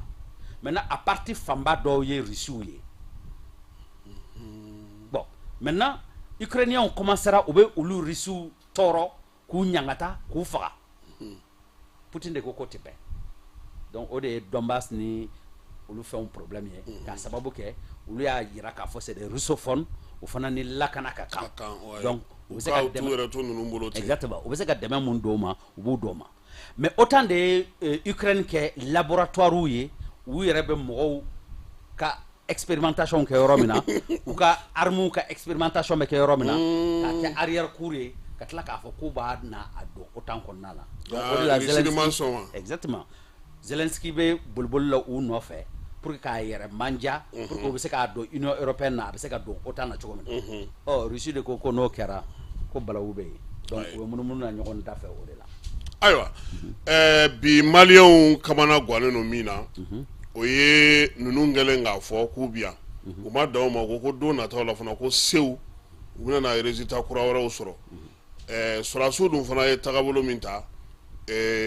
wulikajɔ laban ninnu kɔfɛ o b'a jira k'a fɔ ko Tɛnza yɛrɛ dugu maa o maa bɛ n'o ye dugudenw ye olu caman bɔra minnu tun bɛ damadingɛdaw la caman y'i ka kasa kuru ka taga Alizeri fanfɛla ninnu na ka bɔda ɲini u yɛrɛ la dugu kɔnɔna na nin waati na an ye kibaruya minnu sɔrɔ a bɛ n'a fɔ Bamaci jɛkulu olu n'u kanubaw ni maa minnu b'u nɔfɛ olu de bɛ yen mais denmisɛnnin minnu bɛ yen n'olu bɔra olu ko dɛmɛ kɔni Ala ko tiɲɛ olu yɛrɛ ɲɛ sigandira kan k'a fɔ ko dɛmɛw ni minɛnw nana don yaasa ka se ka kɛlɛ tagabolo yɛlɛma est-ce que an kan k'an sigi n'a ye k'a fɔ ko don nataw la kɛlɛba wɛrɛw de bɛna sigi sen kan Tɛnza waati wa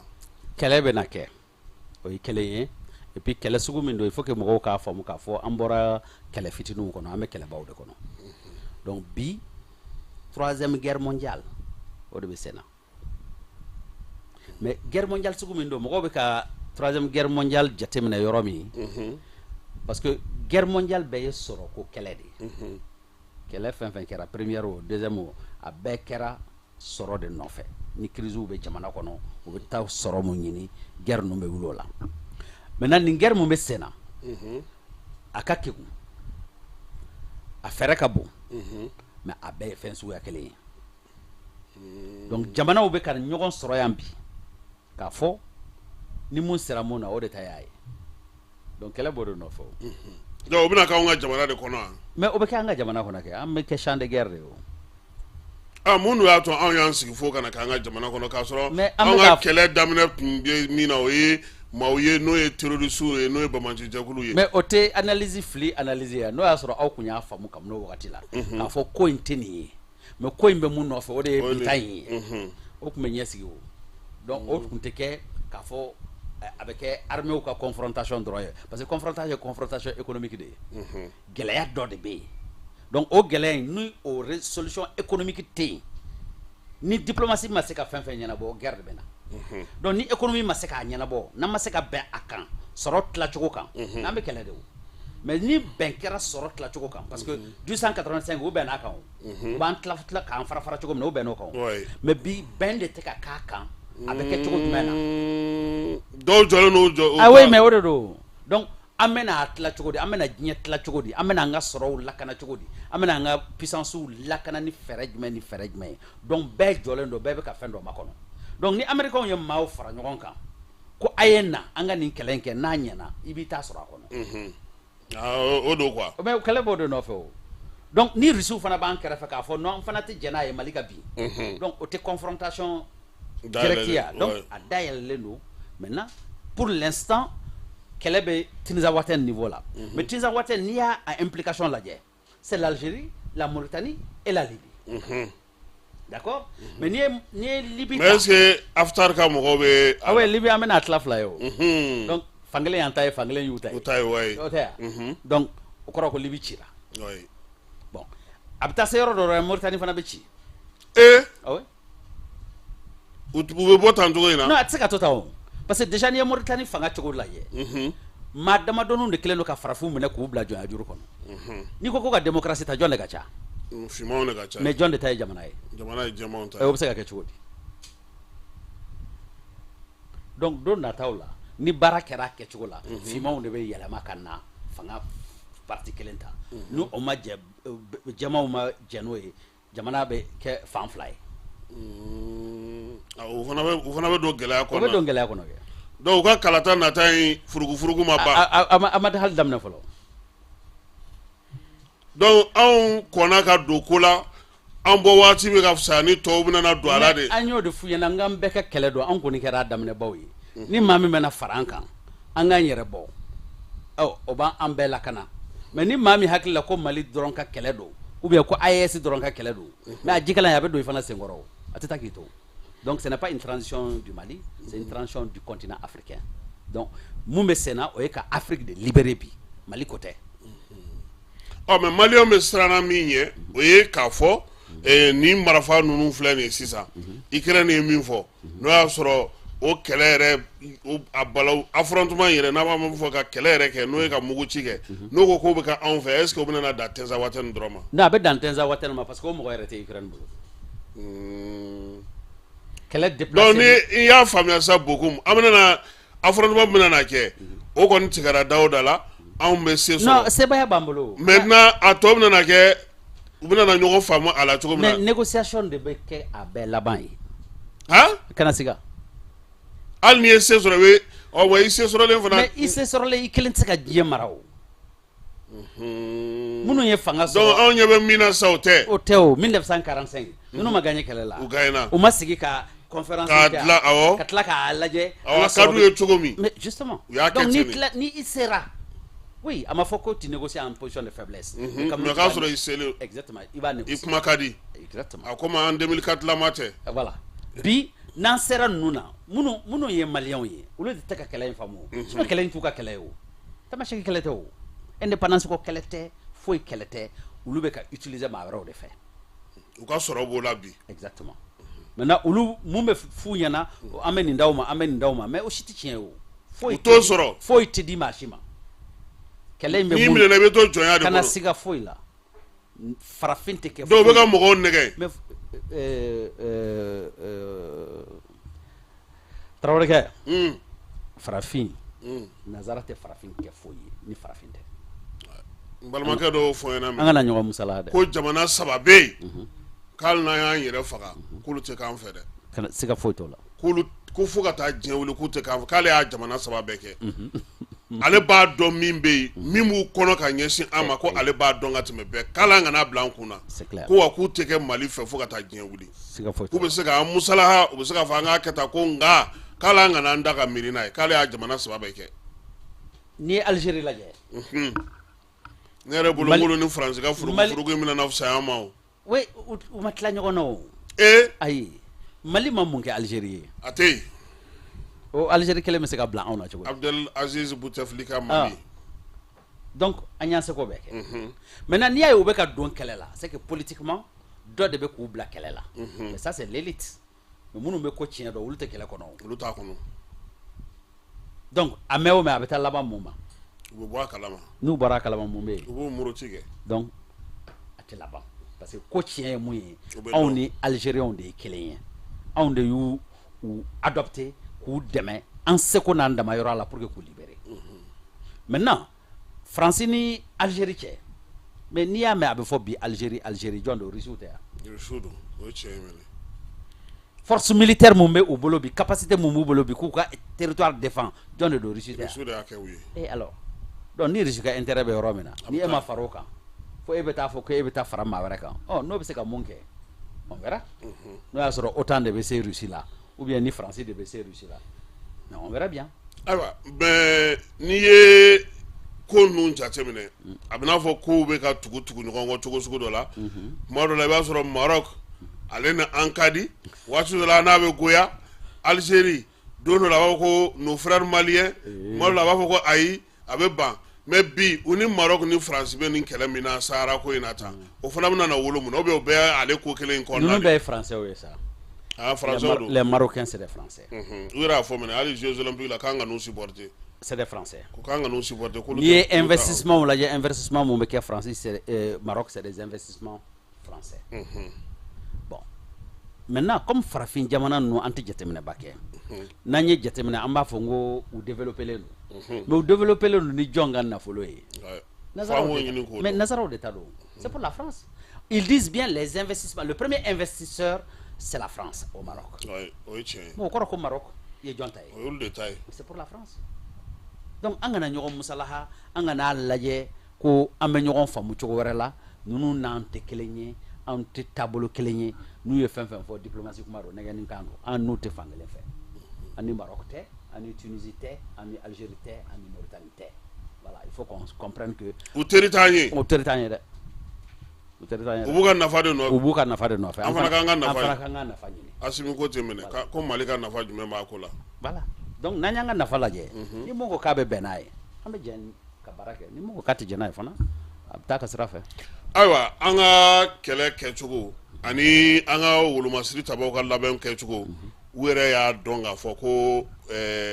wagati juillet kɔnɔna na u ye gɛlɛya sɔrɔ u seginr'u kɔ mais bi an ɲɛ b'a la k'a fɔ a bɛ ka kɛ AES kɛlɛ ye Mali ni Burkina ni Niger o wolomasiri tabaw olu kɛlen don k'u bolo di ɲɔgɔn ma k'u bɛna wuli ka jɔ kɛ a yɛrɛ daminɛna ka ban parce que an y'a ye k'a fɔ min ye maa minnu bɛ yen ni olu bɔra Tenza kɔnɔna na u bɛ kibaruya minnu d'an ma u b'a jira k'a fɔ ko n'aw kɔni cayara mɔgɔ 2 kan dɔrɔn ko u bɛ tasuma jigin aw kan donc o b'a jira k'a fɔ ko AES fana bɛna don kɛlɛ in na kura ye ka fara Mali wolomasiri tabaw kan Tinza waati ni kɛlɛ la AES kɛlɛkɛlaw tun bɛ yen Burkina tun bɛ yen le Niger se prépare à rentrer en plein dans la guerre donc c'est une guerre ouverte maintenant mɔgɔw kan ka yɔrɔ min faamu ma da la ni hakili b'a la wagati dɔ la an delila ka ko entreprise sécuritaire ko kuma fɔ farafinna bɛɛ ka fara ɲɔgɔn kan ka lakanaba kelen sɔrɔ i yɛrɛ la donc an ka sɔrɔsiw ka fara ɲɔgɔn kan pour que ka Afrique défend mais n'an ma se k'o sɔrɔ au moins sɔrɔsiw ka fara ɲɔgɔn kan pour que ka AES défend donc parce que AES ye fɛn dɔ de faamu ni Mali attaquera Burkina attaquera Niger attaquera o kɔni don dɛ en réalité mɔgɔw tɛ k'a faamu k'a fɔ ni AES attaquera o kɔrɔ ko Afrique yɛrɛ attaquera bon comme a tɛ ka s'u ma u hakili la k'a fɔ voilà fɔ a ka s'u ma n y'a dɔn tile 2 in na i y'a dɔn k'a fɔ ko Togo attaquera Benin attaquera ni jamana ninnu si tɛ kisi a bɛɛ bɛ attaquer kelen-kelen kana siga o kuma Sonko nakun ye anw fɛ yan jumɛn y'o la sa ale bɛ k'a yɛrɛ ɲini wa bɛ Sonko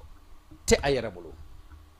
ne bɛ k'o lakɔlɔ ne y'o fɔ ninnu b'o ci ka bɔ ne da yan Sonko t'a yɛrɛ bolo ne bɛ to k'o fɔ ɲɛna Kemi Seba a ye entretien dɔ kɛ ni Sonko ye k'a yira la k'a fɔ ko panafricanisme ye fɛn mun ye a t'a dɔn a ka t'i kalan a k'a faamu panafricanisme ye mun ye maa bolokɔnɔmaa fana don awɔ donc an y'a jateminɛ k'a fɔ en tant que panafricain an kan k'a dɛmɛ parce que anw bolo même si c'est pas la bonne personne au moins ligne ka bouger dɔɔni a ka falen ni Macky bɔra yen ni Sonko nana ni Sonko ma k'a kɛbaga ɲuman ye jamanadenw t'a to yen parce que société civile bɛ k'o yira exactement jamanadenw ka laɲini dɔ de bɛ yen donc ni an sera ka Macky bɔ yen ni Sonko nana n'a m'i tintin wɔlɔfɔw kan pour que baara ka ɲɛ olu mɔgɔ kelenw b'a tintin ka bɔ yen donc pour nous en tant que panafricain inquiétude ba tɛ yen fɛn bɛ progresser dɔɔni dɔɔni awa beaucoup an ka mɔgɔ caman bɛ bi u b'a fɛ ka u da don baro la ka i ɲininka nka yanni olu ka don an b'a fɔ u bɛ se ka weleli kɛ 92 42 42 30 la n'u b'a fɛ ka ɲininkali min k'i la mais ne ko nin kɛlɛ min bɛna na kɛ n'o o ye ni balawu min dulonnen don n'a ko kɔni labɛnw bɛ sen na est-ce que an bɛ se ka an sigi ni mun ye kɔlɔlɔ la ninnu diɲɛ jamanabaw kɛlen ka ɲɔgɔn sɔrɔ ko bɛna foroki anw fɛ yan a kɔlɔlɔ bɛ se ka kɛ mun ye an ka jamana yɛrɛ ma non kɔlɔlɔba t'a la parce que mɔgɔw bɛ ka jɔrɔ ni yɔrɔ min ye sisan guerre nature changera a tɛ kɛ comme jamana fila bɛ ɲɔgɔn affronter o fɛn ninnu de plus en plus o bɛ ka nɔgɔya mais guerre nin ye sɔrɔ guerre de ye maa si intérêt tɛ maa si la i k'a fɔ i bɛ mugu ci fo ka taa se yɔrɔ dɔ la o t'o fɛ kuma t'o nɔfɛ kuma bɛ de est-ce que n bɛ se ka nin ja tigɛ pour que n bɛ dɔ sɔrɔ maintenant u y'a faamu k'a fɔ o tɛ marché o donc kuma taabolo bɛ na yɛlɛma o donc n'u hakilila ko fanga de b'a ɲɛnabɔ u ye mɔgɔw armé u ye fɛn bɛɛ kɛ u y'a ye o tɛ ka marché u ko k'u bɛ Asimi bagabaga u y'a ye o tɛ marché u ye menace financière kɛ u y'a ye o tɛ marché u ye fɛn sugu bɛɛ kɛ u y'a ye a tɛ ka marché donc finalement négociation de bɛ na wajibi f'u ka sigi est-ce que Job dama to kuma de la bi ni diplomate ye parce que ko politique ko jɔyɔrɔ bɛna na ye ko in na sisan ah oui mais kuma b'o de nɔfɛ o mais aw ye marifa ta aw tɛ s'an na ok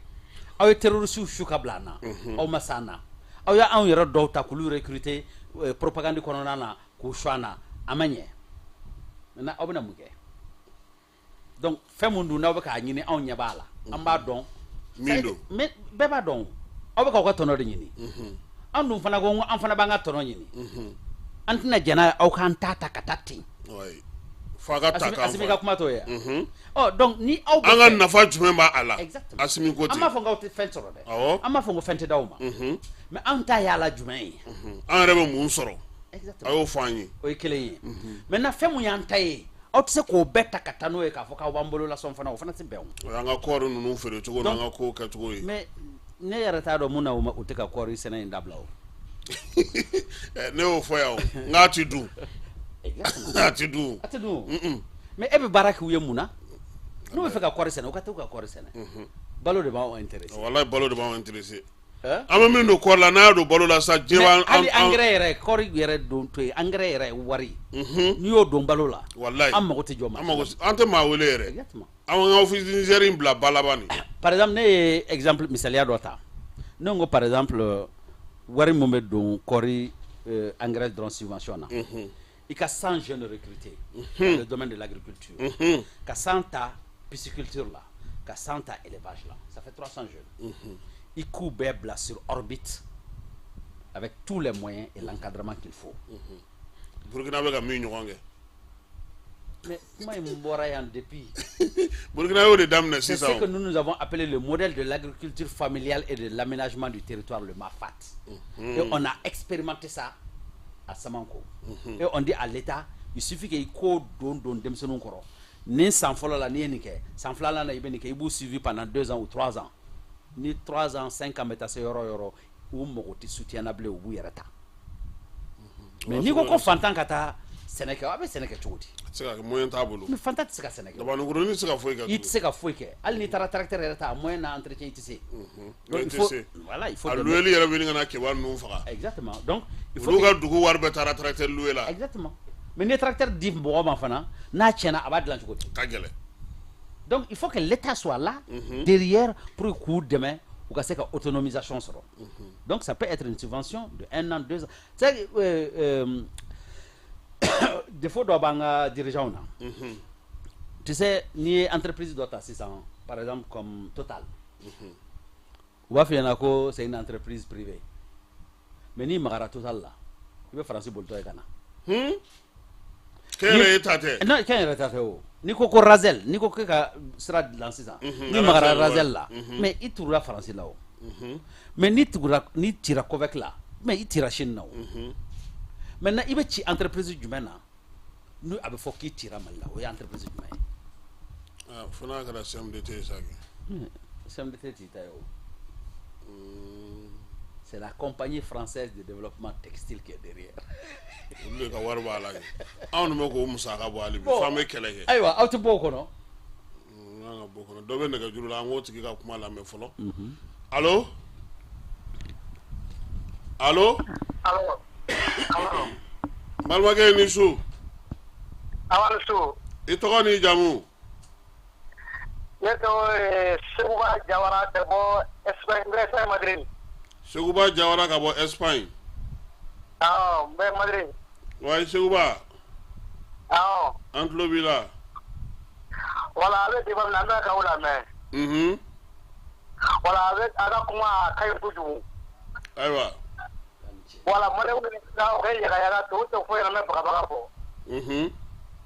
wala siran dɔrɔn tɛ dɛ wa wayi wala an ka jija dɔrɔn an ka salaya wa n'Ala sɔnna wala a b'a kɛ réseau kalaya cogoya min na tɛ wala a bɛ réseau kalaya ta aw ne sara wala cogo si la quoi ayiwa an da bɛna don o la sisan wala communication de ka to ya an parti communication ko kuma la wa wala kuma ka caya wa ayiwa wala ka an ka lisɔn ko ala ko fana yira wa ka ni to bɛ kɛ farafina ko dun ɲɔgɔn na wa ayiwa wala o ye farafina ko dun ɲɔgɔn na cogoya min na wa ala amini bɛ fɔ la Europe ya o kɛ na la biya to ta fɛ an si man dama kɛ ka bara la diɲɛ kɔnɔ n'u b'a dɔn ko an bɛ kɛ bara la o bɛ ka bila ɲɔgɔn na cogo to b'a kɛ wa wayi to ta se Afrique yɛrɛ de ka bɛn wa wala a kɔni a bɛ jija suga bɛɛ la Mali kɔni Mali kɛ taa wa ayiwa an y'a faamuya wala an bɛ Asimu fɛ n tɛ Asimu fɛ o ko wɛrɛ de wa wala jamana kanu wala bɛɛ b'i ja kɛ jamana kanu wa wala an kɔni bɛ jija kɔni Mali karamɔgɔ ni mɔgɔ ni bɛ diinɛ la wa bɛɛ ka fara ɲɔgɔn kan wa kala ko bɛ siran jama de ya to ɲɛ bɛ to la to bɛ siran jama yɛrɛ de la wa wala n'u ye foyi duuru sɔrɔ dɔrɔn o y'a bannen ye ayiwa an y'a faamuya awɔ an bɛ garisɛgɛ di maa wɛrɛ ma pour que o fana da ka se ka don baro la o tɛ baasi ye bon komi ne tun da bɛna se nin yɔrɔ in ma o ye communication ye parce que an ɲɛ b'a la bi k'a fɔ hali ni maa min kunkolo ma baara kɛ kosɛbɛ i bɛ bɔlɔlɔ sira kuraw ye don o don u bɛ se ka 50 bɔ ɲɔgɔn fɛ 25 bɛna Mali kanu na 25 bɛ taa juguya la nka n'i y'a sen i bɛ taa sɔrɔ u bɛɛ lajɛlen bajuru ye yɔrɔ kelen ye u bɛɛ lajɛlen ni bɛ fiyɛ yɔrɔ kelen anw dun anw hakili caman bɛ yen an hakili ka fɛgɛ ɲɛ b'a la k'a fɔ bi minisiri min bɛ denmisɛnninw kunna ale kɛlen don ka fɛɛrɛ dɔ kɛ ko ka denmisɛnninw labɛn ko ka se ka baara kɛ bɔlɔlɔ sanfɛ ko ka sɔrɔdasiw dɛmɛ bon an bɛ min dɔn baara in na o kan ka kɛ maaw ye maa minnu yɛrɛ fɔlɔ u laminen don u b'a dɔn k'a fɔ u kan ka se ka min kɛ pour que ka se ka jamana dɛmɛ anw bɛ dɔ kɛ o ye tiɲɛ ye nka min ye chercheurs ni ɲininikɛlaw ye maa minnu ma lafaamuyalen don n'olu ma sɔrɔ ne bolo gouvernement kɔnna k'a fɔ k'u bɛ sifinw don nin ko in na mais sifin sugu jumɛnw fana don parce que mɔgɔ caman bɛ yen bi o balo bɛɛ lajɛlen bɛnnen don ko ninnu lakarili ma hali n'o y'a sɔrɔ mɔgɔw ɲɛ b'u la fini fɛn fasuguya wɛrɛw la kɛlɛ min bɛ yen n'o yɛrɛ ka jugu ni kɛlɛ in yɛrɛ bɛɛ ko ka jugu ni marifa kɛlɛ yɛrɛ bɛɛ lajɛlen o ye nin de ye communication ye dɔ bɛ nɛgɛjuru la allo allo Kasim salamalekun waaleykum assalam balimakɛ i tɔgɔ ni jamu a bɛ tɔgɔ Modibo Sisoko ka bɔ New York Modibo Sisoko ka bɔ New York awɔ an bɛ lamɛnni na quoi ayiwa i Sisoko Kasim ne ma fɛn dɔ de faamuya quoi an yɛrɛ ka maliyɛn biromaniw ni journalistes la quoi mun de y'o sɔn diɲɛ jamana bɛɛ kan problème mana na jamana kan hali ni jamana bɛ nkalon kan biromaniw ni journalistes bɛɛ bɛ fara ɲɔgɔn kan ka jamana dɛmɛ hali n'a sɔrɔ a bɛ nkalon kan hali n'a sɔrɔ a bɛ taa ka kɛlɛ kɛ kɔfɛ jamana kɔnɔ mais mun de la an ka maliyɛnw fana t'o kɛ Mali mana kɛ cogo o cogo la n'an ni kɔfɛmɔgɔw bɛ ɲɔgɔn na an ka fara ɲɔgɔn kan an ka Mali dɛmɛ fɔlɔ après n'an bɛ kɛlɛ in kɛ kɔfɛ an b'o kɛ mais pour le moment jamana ka vie bɛ en danger dɛ mais an dirait minnu bɛ Mali kɔnɔ o t'a dɔn quoi ayiwa bon minnu b'u sigi fanga la gosi la vraiment ne fɛ ka kuma min ye wa waa essayer u ka fagali kɛ nin an bɛɛ ka so de ye quoi ni nin cira nin kelen dɔrɔn de b'a bolo hali an minnu bɛ Amérique n'an ye nation ta Amérique ye an bɛ wele ko maliyɛnw de koyi Amérique africaine donc an bɛ fɛ maliyɛn biromani minnu bɛ sigi Mali la gosi n'u bɛ se ka faamuyali kɛ k'a dɔn ko nin y'an faso de ye ko tasuma bɛ bugu la fɔlɔ quoi ni tasuma sara n'an bɛ kɔnɔna kɛlɛ min kɛ an b'o kɛ après mais pour le moment jamana la gosi la ka dabila o de tun ye ne fɛla Kasim ayiwa i Sisoko n ka foli b'i ka invité a diyara ye professeur i ye kuma mɛn oui n y'a mɛn d'abord communication problème ye mun ye an kun y'a fɔ ɲɛna par exemple au niveau de la l'AES on devait faire comme les médias stream c'est-à-dire les 3 chaînes Niger, Burkina, Mali, pour synchroniser. Ensuite, avoir des analystes en communication, parce que information et communication, c'est créé. Donc, les analystes en communication, tu vas te retrouver avec une qualité d'analyse scientifique, où tu es imbattable dans ta communication. Maintenant, tu as des recrutés. Mais il faut que nous fassions. Nous recruter Yorobé, c'est-à-dire que nous sommes communicateurs experts ou nous donc des petits, des jeunes, nous sommes informatiques donc, nous sommes ceux qui ont 16 ans. Allô? Allô, bonsoir, Korokatin. Bonsoir, Barwake, Togani Jabu. C'est Ismaël Konaté, Atlanta. Konaté avec Jogodi. Ouais, ça va, alhamdoulilah. Awadou. Amala Tanou. Ah, ok. Il y a pas de vache depuis Atlanta. Bon, il est invité pour la fort. C'est la vérité. Maman, je suis fait ma vie. Et d'où ma faille. Oui. La moquette. Il roule, c'est la galère. fanga ta sena inde ke ya niya ya iru kala pate ko ngote mo ko la le ko be mo ko la iru ngue tele to ko di fanga sena inde do ala kagale parce que mo be ni mana ka di mana ko ni mana kula on ta mo ini nga do so ouais ba ni de sara ni mana o tanya kulu wala o wa tanya ni nya jugu gane yan flow de gacha yere ka ta gala je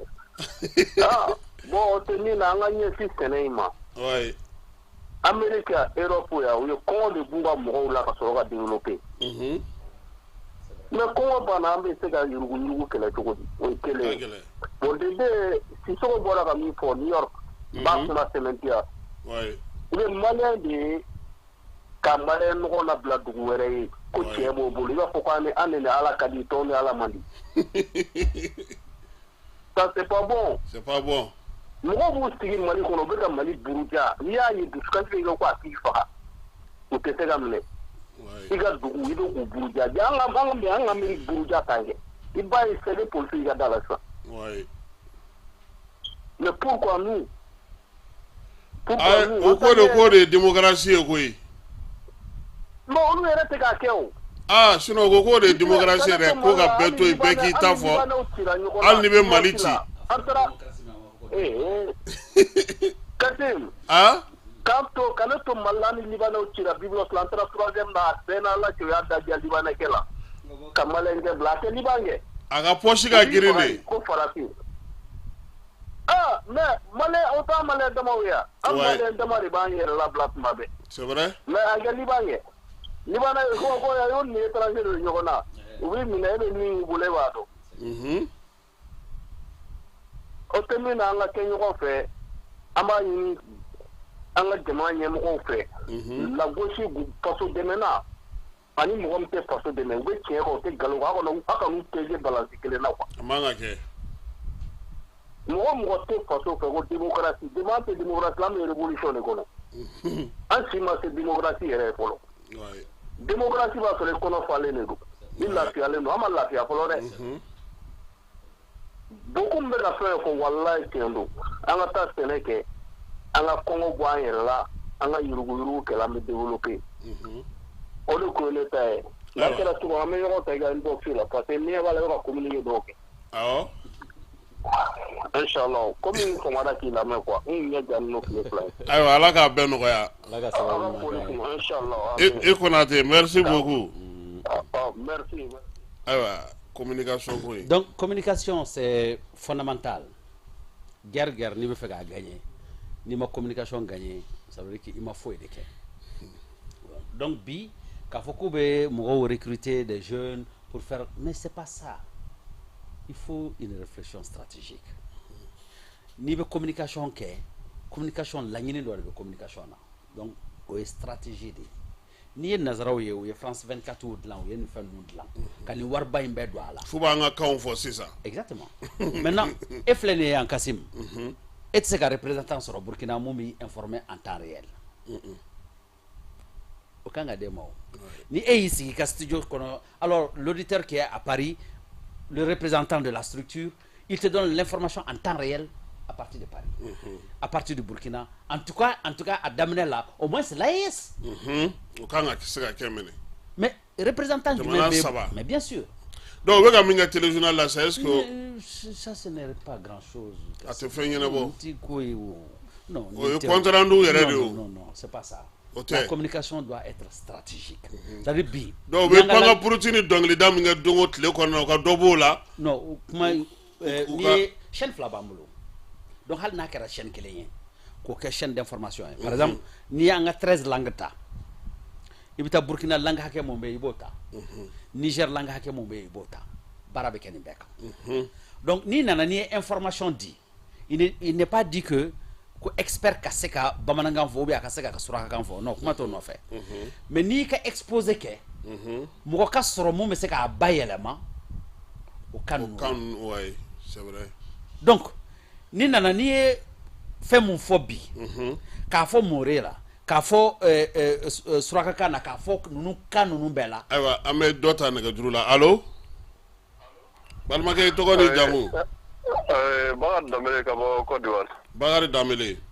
Oui. ayiwa Danbele an tulo b'i la Oui, somɔgɔw. tɔɔrɔ tɛ Voilà, an bɛ fɛ ka min fɔ a ka baro kɔnɔna na. Min ka di ne ye, est-ce que Mali tɛ se ka transition tɛ se ka Burkina ta ɲɔgɔn kɛ sɛnɛkɛlaw ka côté la. Ka sɛnɛkɛ machine dɔw san ka cikɛla dɔw dɛmɛ u dalen b'a la minnu bɛ se ka sɛbɛn kɛ. Pour que dunkafa bɛ se ka sabati an ka jamana in kɔnɔ. Parce que n'i ye jateminɛ kɛ diɲɛ yɛrɛ basi sigilen bɛ dumuni de la tant que ni balo tɛ yen hɛrɛ tɛ o yɔrɔ la. Voilà bon ne ka hakilinata kɔni y'o ye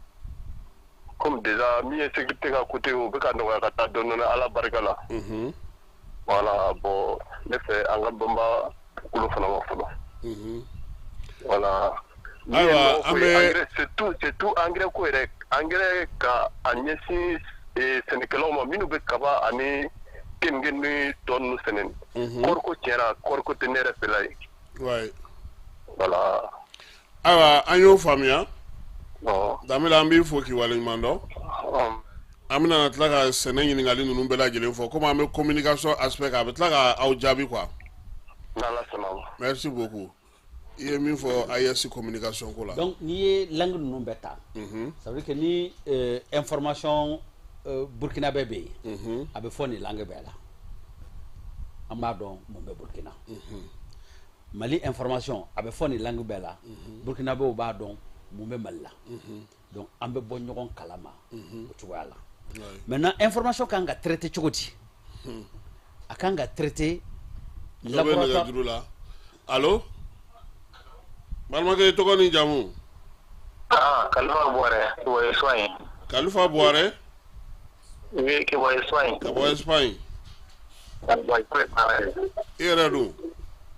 An bɛ k'a kɛ baro lamɛn. Cɛ kuma min fɔ tiɲɛ yɛrɛ la a kan k'u janto office Niger ni fɛngɛ ninnu na quoi. N'o tɛ ko in kɔni tiɲɛ yɛrɛ la ne yɛrɛ ye fɛ k'o ba tɛ ko in ye koyi. Pour que an ka kɛlɛ in kɛ fo a bɛ sɔrɔ balo kɔni an mago tora ka bɔ diɲɛ jamana si la. An ko bɛ kɛ mɔgɔw b'u sago n'u dun kan na dɛ. Voilà, ne yɛrɛ de laɲini ye. Ayiwa a faamuna. Communication toujours. Donc communication niveau là, il faut une communication stratégique. Communication tɛ kɛ kunfɛ ko ye. Chaque mot n'i b'a bɔ i da la laɲini dɔ de don. A bɛ sɔrɔ fɛrɛ mun na laɲini in bɛ sɔrɔ fɛrɛ mun na kuma kɔnɔ. Donc kuma bɛ yen kuma kɔrɔ bɛ yen. Donc kɔrɔ mun bɛ kuma jukɔrɔ o ye laɲini dɔ de ye. Donc o ye fɛrɛw ye. Donc minnu t'o ɲɛdɔn ne taara jɔ dɔrɔn ka kuma fɔ ten. Donc laɲini mun bɛ ka kɛ o tɛ sabati. Donc a tɛ kɛ komi dɔrɔn ko ka kuma lase. Non.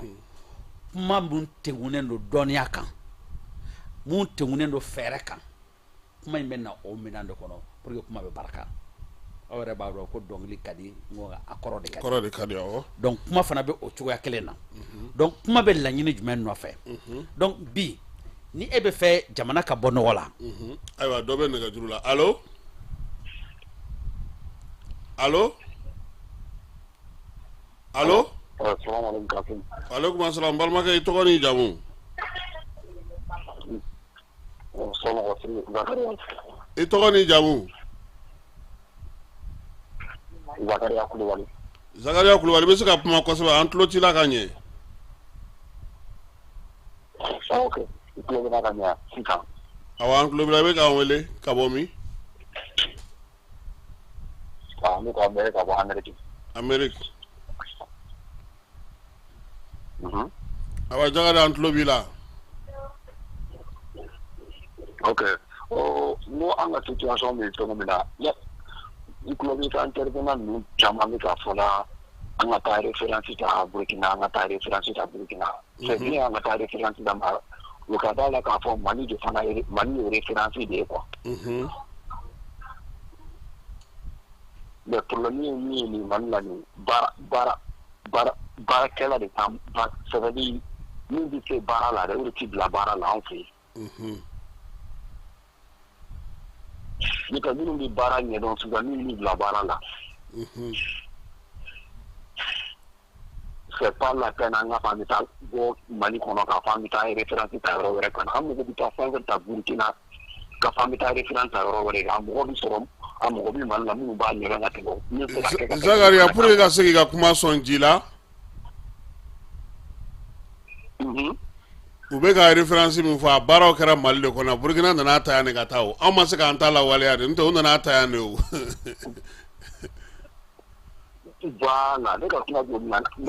Mogo to de fana don sinon iye fɛn o fɛn ye farafina an fan fɛ bolo fɛ yan u bɛna ta yan de ka taga baara ka tɛmɛ o kan sinon professeur min yɛrɛ sigilen filɛ nin ye n'o ye docteur ye Bokum ye Bokum bɛ centre min kunna foyi tɛ yiriwali sira fɛ olu ma min bɔ k'a sɛbɛn bɔ k'a di i b'a dɔn n'a réunion dɔw tun bɛ kɛ Bamakɔ yan mɔgɔw tun b'u filɛ fatɔw de sinon ale ka centre yɛrɛ tɔgɔ ye centre sɛnɛ de sɛnɛ yɔrɔ y'a dan ye olu ye fɛn hakili jagabɔ fɛn fɛn kɛ san 10 laban in na a si ma baara Mali ɲɛmɔgɔ fɛ fɔlɔ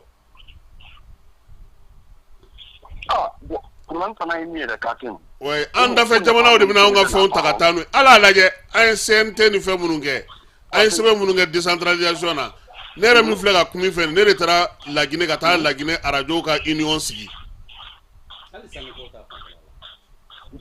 pour que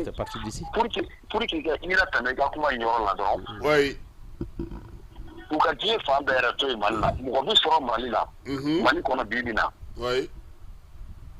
kana dɔrɔmɛ kelen d'u ma dɔrɔn responsabilité in conflit la dɔrɔn u b'a kɛ ka a résultat ɲuman d'i ma kana dɔrɔmɛ kelen o mɔgɔ baden de bɛ yen voilà o de kama n ko mɔgɔ ko de don fɛngɛla mɔgɔ ko de don quoi parce que u kɛlen ka t'u bala mɔgɔ minnu na politique ko ni fɛngɛ ninnu na o de la Bokum ka kuma daminɛ na a ye kuma dɔ fɔ bi fanga mɔgɔw de sɔrɔ fo minnu bɛ baara kɛ quoi Zakaria Bokum ka kuma daminɛ na a ye kuma dɔ fɔ bi ne yɛrɛ sɔnnen n'o ma est ce que anw yɛrɛ bɔra jɔnya juru in na pewu fɔlɔ parce que tuma o tuma n'i y'i jigi da fanga min kan k'o kan ka taga sira min fɛ fɛn minnu yɛrɛ bɛ ni jamanadenw niveau kan o fanga tɛ se k'olu baaraw kɛ an bɛ k'an yɛrɛ ɲininka o de fana na quoi Kasim o ni fanga in fana an b'u dɛmɛ Ala de kama dɔrɔn n'o tɛ ne yɛrɛ kɔni vraiment o kɛlen ka dusukasi min da ne kan Ala de b'a dɔn an jagoyalen don parce que n'an seginna kɔ sen o y'an tolen a la de o n'o tɛ fanga yɛrɛ di i bɛ ka dɛmɛ n'u ye soutien min sɔrɔ population ka niveau la fanga min ma sɔrɔ min m'a sɔrɔ a ka dɔgɔ dɛ ko lankolon kɛ dɔrɔn a gosi a kunna foyi tɛ bɔ a la non a fanga ka dɔgɔ pour ne pas monopoliser la parole n bɛ kuma to mɔgɔ wɛrɛw bolo quoi i Kulubali donc communication stratégique fɛrɛ de don a tɛ kɛ dɔrɔn ko n bɛ wuli mun ka di n da ye n b'o fɔ laɲini dɔ de bɛ kuma kɔnɔ maintenant fɛrɛ mun b'a to o laɲini bɛ se ka sɔrɔ communication b'o minɛn kɔnɔ donc kuma in n bɛ se kuma la tɛ o mais laɲini bɛ se ka dilan cogo min na kuma in b'o de nɔfɛ donc n bɛ mun fɛ par exemple n bɛ misaliya ta bi ne bɛ fɛ sanu ka k'an ta ye n bɛ fɛ Mali ka kɛ yɔrɔ ye sanu bɛ feere yɔrɔ min na Mali ka kɛ sanu bourse ye et c'est faisable pourquoi an bɛ taa sanu san Dubaï bɛɛ kan k'a fɔ de kanku Musa ka jamana o ye Mali ye donc ni mago bɛ sanu na sanu hakika i kan ka taa Mali de la n'i bɛ fɛ ka sanu ɲuman yɛrɛ yɛrɛ sɔrɔ maintenant n'i ko k'i b'o communication kɛ n'i tɛ se ka taa carré kɔnɔ mɔgɔ ta ko ka na o kuma fɔ a tɛ se k'o fɔ dɛ fo k'a dɔn maa min bɛ économie dɔn maa min bɛ sanu lahalaya dɔn maa min bɛ jamanaw taabolo dɔn ainsi de suite donc kuma in bɛ don o minɛn kɔnɔ pour que hakili ka se ka kunu ka a faamuya a kan ka taa ni sira mun ni sira mun ye donc ce qui manque dans la communication c'est ça donc bibi na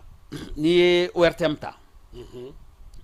la logique aurait voulu que le directeur de l'ORTM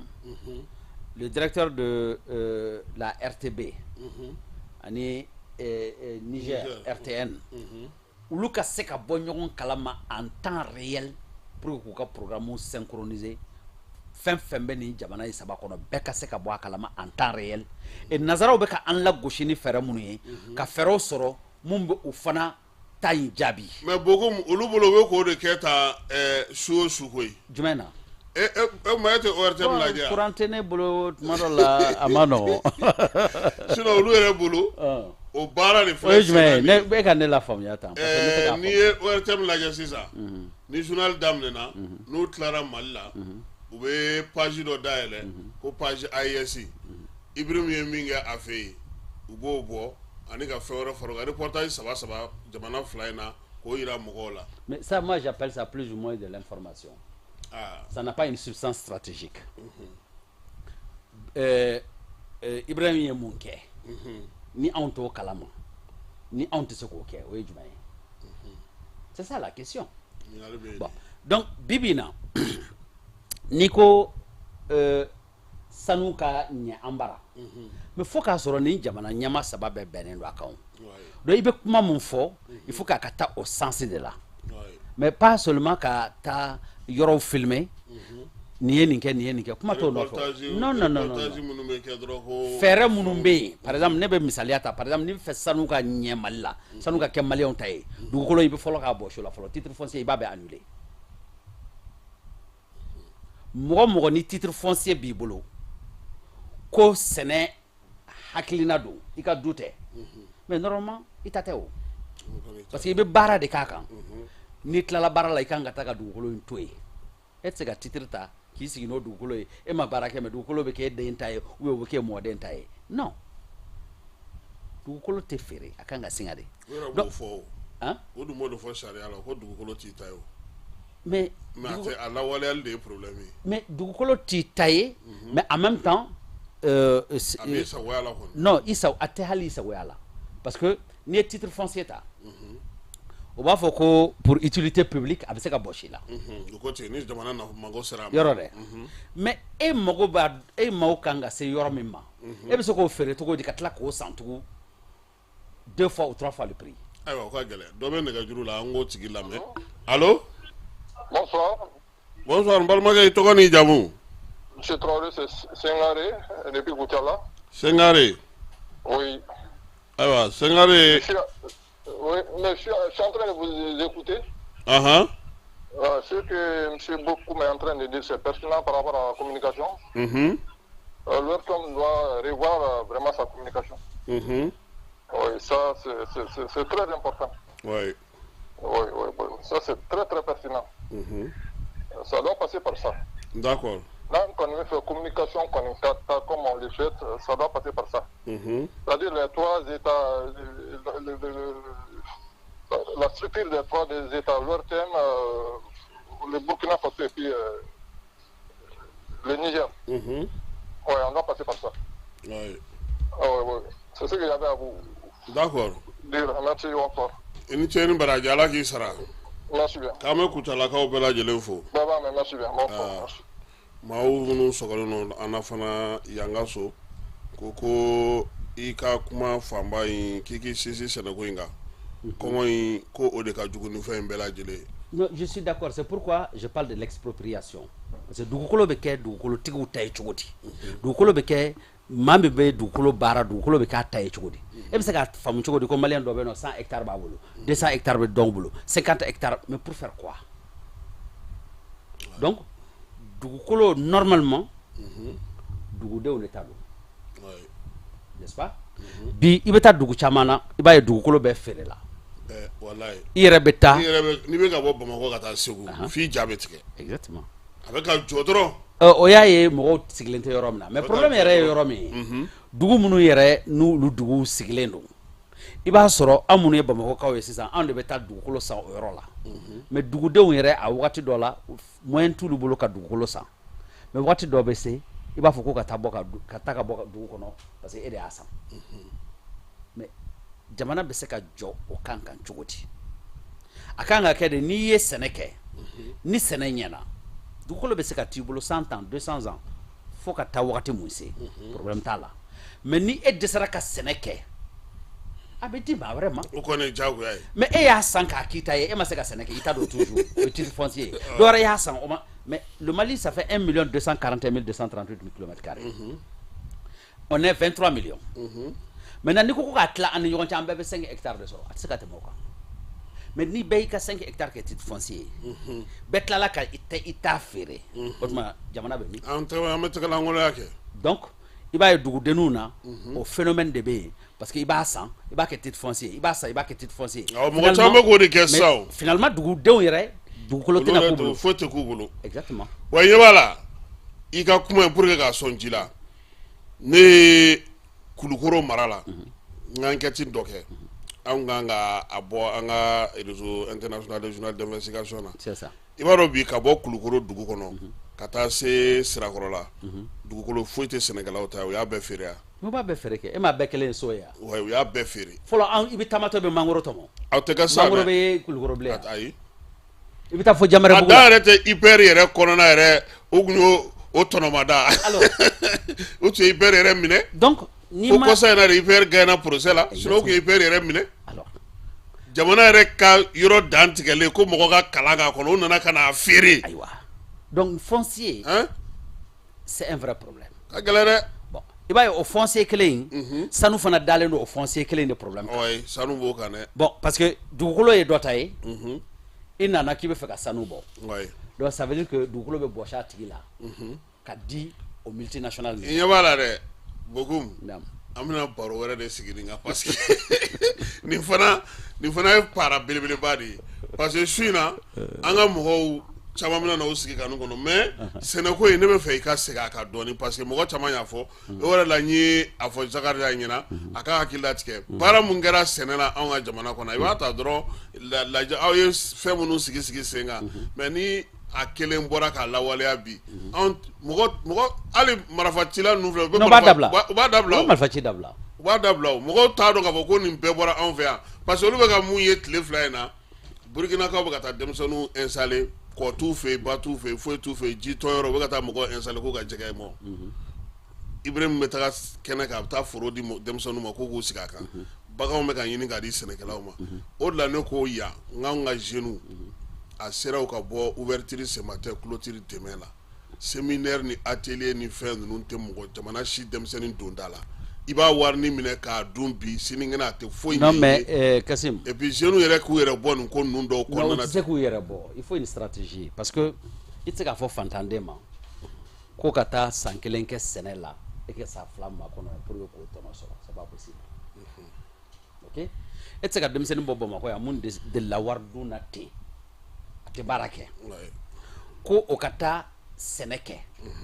sɛnɛ tɛ o fɛn ye k'a bɛ karaba o non sɛnɛ tɛ karaba dɛ i t'o dɔn f'i ka t'i k'a kan exactement donc a ka jugu hali chance ye mais i tɛ se o ka gɛlɛn dɛ parce que e si mana tɛmɛ parce que fɛn bɛɛ bɛ kalan de Bokum tɛ nin ka kuma tigɛ 2000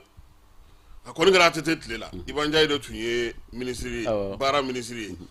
u ma denmisɛnninw cɛ ka bɔ Bamakɔ yan ko bourse agricole la u taara don dɔ ka foro kɔnɔ suman fɛn bɛɛ tun bɛ ka wuli sɔ ninnu kun bɔlen kaba kun bɔlen denmisɛnninw taara tagama bɛɛ kan u t'a dɔn ko c'est vrai u t'a dɔn mais u t'a dɔn kɛ parce que u m'a kalan u t'a dɔn u t'a ɲɛdɔn donc cɛ ka pépinière n'o b'a bɛɛ écraser non u y'a bɛɛ don ɲɔgɔn na maintenant Kassim moi à mon âge ni e ko ne ka taa sɛnɛ kɛ sisan i tɛ se n bɛ se ka mun kɛ i tɛ se i ma kolo a la i ma jɔ a la i ma a kalan i t'a ɲɛdɔn t'a ɲɛdɔn ouais bon maintenant e ko dɔrɔn ko parce que baara tɛ yen ko bon maintenant il faut te reconvertir reconversion t'o baara n'o ye dɛ o tɛ ɲɛ o donc n'i bɛ fɛ ka sɛnɛ don ba la formation bɛ daminɛ duguma i tɛ girin ka taa cɛkɔrɔba ta k'i b'o kɛ sɛnɛkɛla ye maa min y'a si bɛɛ kɛ école la yan nɔ k'e b'o kɛ sɛnɛkɛla ye ce n'est pas possible a t'a kɛ yɛrɛ non a ma se non a tɛ se o parce que a ye kalan dɔ de kɛ tu fais 10 ans tu es à l'université a fɔra ko e ye diplômé ko e ye doctorat ye e ye o fɔri ɲɛna minɛ bon e ma deli ka biri don kelen si ka sɛnɛ kɛ maintenant gɛlɛya nana e ko k'e bɛ taa sɛnɛ kɛ a ti ɲɛ enseignant bilalen retraite anticipée la ka wari d'i ma k'i ka kɛ commerçant i tɛ se ka kɛ commerçant c'est pas possible tu ne peux pas aller en compétition avec un enfant jɔgɔramɛ mun ye commerce kalan kabini a ka du kɔnɔ hali ni e taara université la ka taa commerce kalan i tɛ se k'a dan donc fɛn ninnu bɛ ladilan de n'i bɛ fɛ sɛnɛ ka don ba la i bɛ mɔgɔw kalan sɛnɛ la ka taa a étapes bɛɛ respecter n'u si sera o ma i bɛ sɔrɔ k'u bila baara la o ye kelen ye maintenant filanan ye mun ye o ye entrepreneur agricole ye o ni ni sɛnɛkɛla ye o tɛ kelen ye ne ye transitaire dɔ ye a ye baara bila bi a bɛ sɛnɛ la mais a tɛ t'i biri ka sɛnɛ kɛ o wari mun tun b'a bolo a ye yɔrɔw san ka yɔrɔw dilan mais bibi na ni a ka sɛw bɔra ah non i bɛ taa i kun fɛ n'a ka tamatiw bɔra non mais c'est extraordinaire mais avant k'a ka so ale tɛ se ka foyi ɲɛnabɔ mais wari mun tun b'a kun o kama o don kama a y'a investi yɔrɔ la mun a bɛ se ka kɛ mais anw tɛ se k'o mɔgɔw caman dilan wa mais hali ni tɛ mɔgɔ sɔrɔ mun bɛ taa biri ka sɛnɛ kɛ maa min bɛ se ka investi sɛnɛ la parce que investissement ko kuma de don ce n'est pas que n bɛ taa n biri ka sɛnɛ kɛ o minnu bɛ se ka u biri ka sɛnɛ kɛ olu mɔgɔw bɛ yen mais minnu bɛ se ka fɛɛrɛ kɛ fana ka sɛnɛ don ba la pour que nafolo bɛ sɔrɔ pour que a fɛnw bɛ sɔrɔ olu bɛ yen n'i ye Maroc ta bi lemuru bɛ ka kɛ fan bɛɛ fɛ mais tu penses que forotigi ninnu b'u biri ka sɛnɛ kɛ de ah non c'est des gros investissements donc bi an kan k'a lajɛ n'an ye denmisɛnninw installé mais on fait des gros investissements sur ces enfants ils vont être des entrepreneurs agricoles kana taa fɔ k'u ka taa don foro kɔnɔ ka sɛnɛ u tɛ se k'o kɛ o mais u kalannen don u ye fɛn dɔ faamu donc i b'u kɛ entrepreneur agricole ye i b'u entretenir o kɔnɔ au bout de 3 ans 4 ans i b'a ye entrepreneur bɛɛ bɛ kɛ entrepreneur ba ye dans le sens de l'agriculture donc ni ɲɔ mun sɔrɔ la ni kaba mun sɔrɔ la mais o bɛ feere mais ni aw ko maa min ma kalan sɛnɛ la ko ka taa daba de d'o ma ou bien ko ka t'o bila foro kɔnɔ ko ka mais il peut pas donc c'est un échec o de la i y'a ye même les enseignants qui sont partis à la retraite anticipée là wari taara ka d'u ma mais i tɛ se ka kɛ commerçant ye tilegan dere fɛ o kuma kana an ka joliw ma nimi o caman m'an kɔrɔ o la i taara i bɛ butigi dayɛlɛ u fununa ka wari cɛ maa min ma deli ka 1 million sɔrɔ 10 millions 15 millions dir'i ma i yɛrɛ bɛ ɲaga wari la i bɛ taa fɛnw san ka n'i sigi ko butigi b'i bolo kana joli don kana kala don an ka joli tolilen la bi o caman m'anw somɔgɔw la voilà u kɔni ye wariba kun sɔrɔ a don ka dumuni togo ni fɛnw falen nka bi donc c'est pour kelen voilà olu de sera ka ɲɛ sɔrɔ oui mais peut-être que olu hakilima ninnu i b'a ye k'a fɔ maa kun b'u kɛrɛfɛ u bɛ maa min lamɛn ou bien maa min bɛ ko dɔ ɲɛdɔn o b'u dɛmɛ dɔɔni u bɛ bɔ a kɔlɔlɔ kɔnɔ mais ni e y'i ɲɛma da wari dɔrɔn fɛ k'a fɔ n bɛ taa sɛnɛ kɛ mais n'i taara i bɛ segin ka na o u seginna ka na o fɛn fɛn taara village la ko n bɛ taa sɛnɛ kɛ a 80% a bɛɛ bɛ segin tilancɛ bɛ seginna ka na wa o tɛgɛlankolon mais i tɛgɛlankolon bɛ kɛ i t'a ɲɛdɔn maintenant état de kan ka olu fɛn ninnu organiser c'est-à-dire fɛn ne ye exemple d'i ma par exemple Covec ni Razel kan par exemple mais n'i y'a ye e bɛ taa compétition la contre une entreprise étrangère mais o k'a sɔrɔ a garantie n'a fɛnw b'i bolo maintenant e wolola wagati min na e ma se ka kɛ nafolotigiba ye milliard t'e bolo fo e ye entrepreneur technicien i bɛ se baara la mais n'a fɔra ko i ka taa dossier d'appel d'offre la contre une entreprise comme Covec ou bien Razel mais n'a fɔra ko i ka na ni garantie 2 milliards 3 milliards i b'a bɔ min mais tɔw b'u ta bɔ min k'u ka état de b'a don jukɔrɔba don fo ka n'u kɔkɔ k'u se yɔrɔ dɔ ma mais e ta maa si tɛ kɔfɛ e nana dɔrɔn entreprise bɛ n bolo donc n'u ko fɛn e bɛ éliminer donc olu b'a ta mais n'an ka état jɔlen don a kɔkɔrɔ mais a ye moment dɔ de ni état ko ma ko non ne de b'a kɔfɛ ni gɛlɛya mun b'a la n b'a ta maintenant état b'i banban pour que gɛlɛya kana y'a la parce que i bɛ se i mago bɛ wari mun na o bɛ di baara bɛ kɛ technicité fana o b'i contrôler état b'a caman dunna yan non a bɛ dun parce que état t'a ka minɛn kɔnɔ parce que n'a fɔra ko ka fond di sisan e taara di den ma ko parce que e den don ou bien e taara di ministre den ma mais o bɛ sara cogo di a tɛ se denyɛrɛnin san 5 kalo 5 miliyɔn 10 b'a ka compte kɔnɔ alors miliyɔn 150 alors ale ye baara jumɛn kɛ bébédenin kalo 5 ale wulila ka baara jumɛn kɛ ko wari bɛ sɔrɔ a ka compte kɔnɔ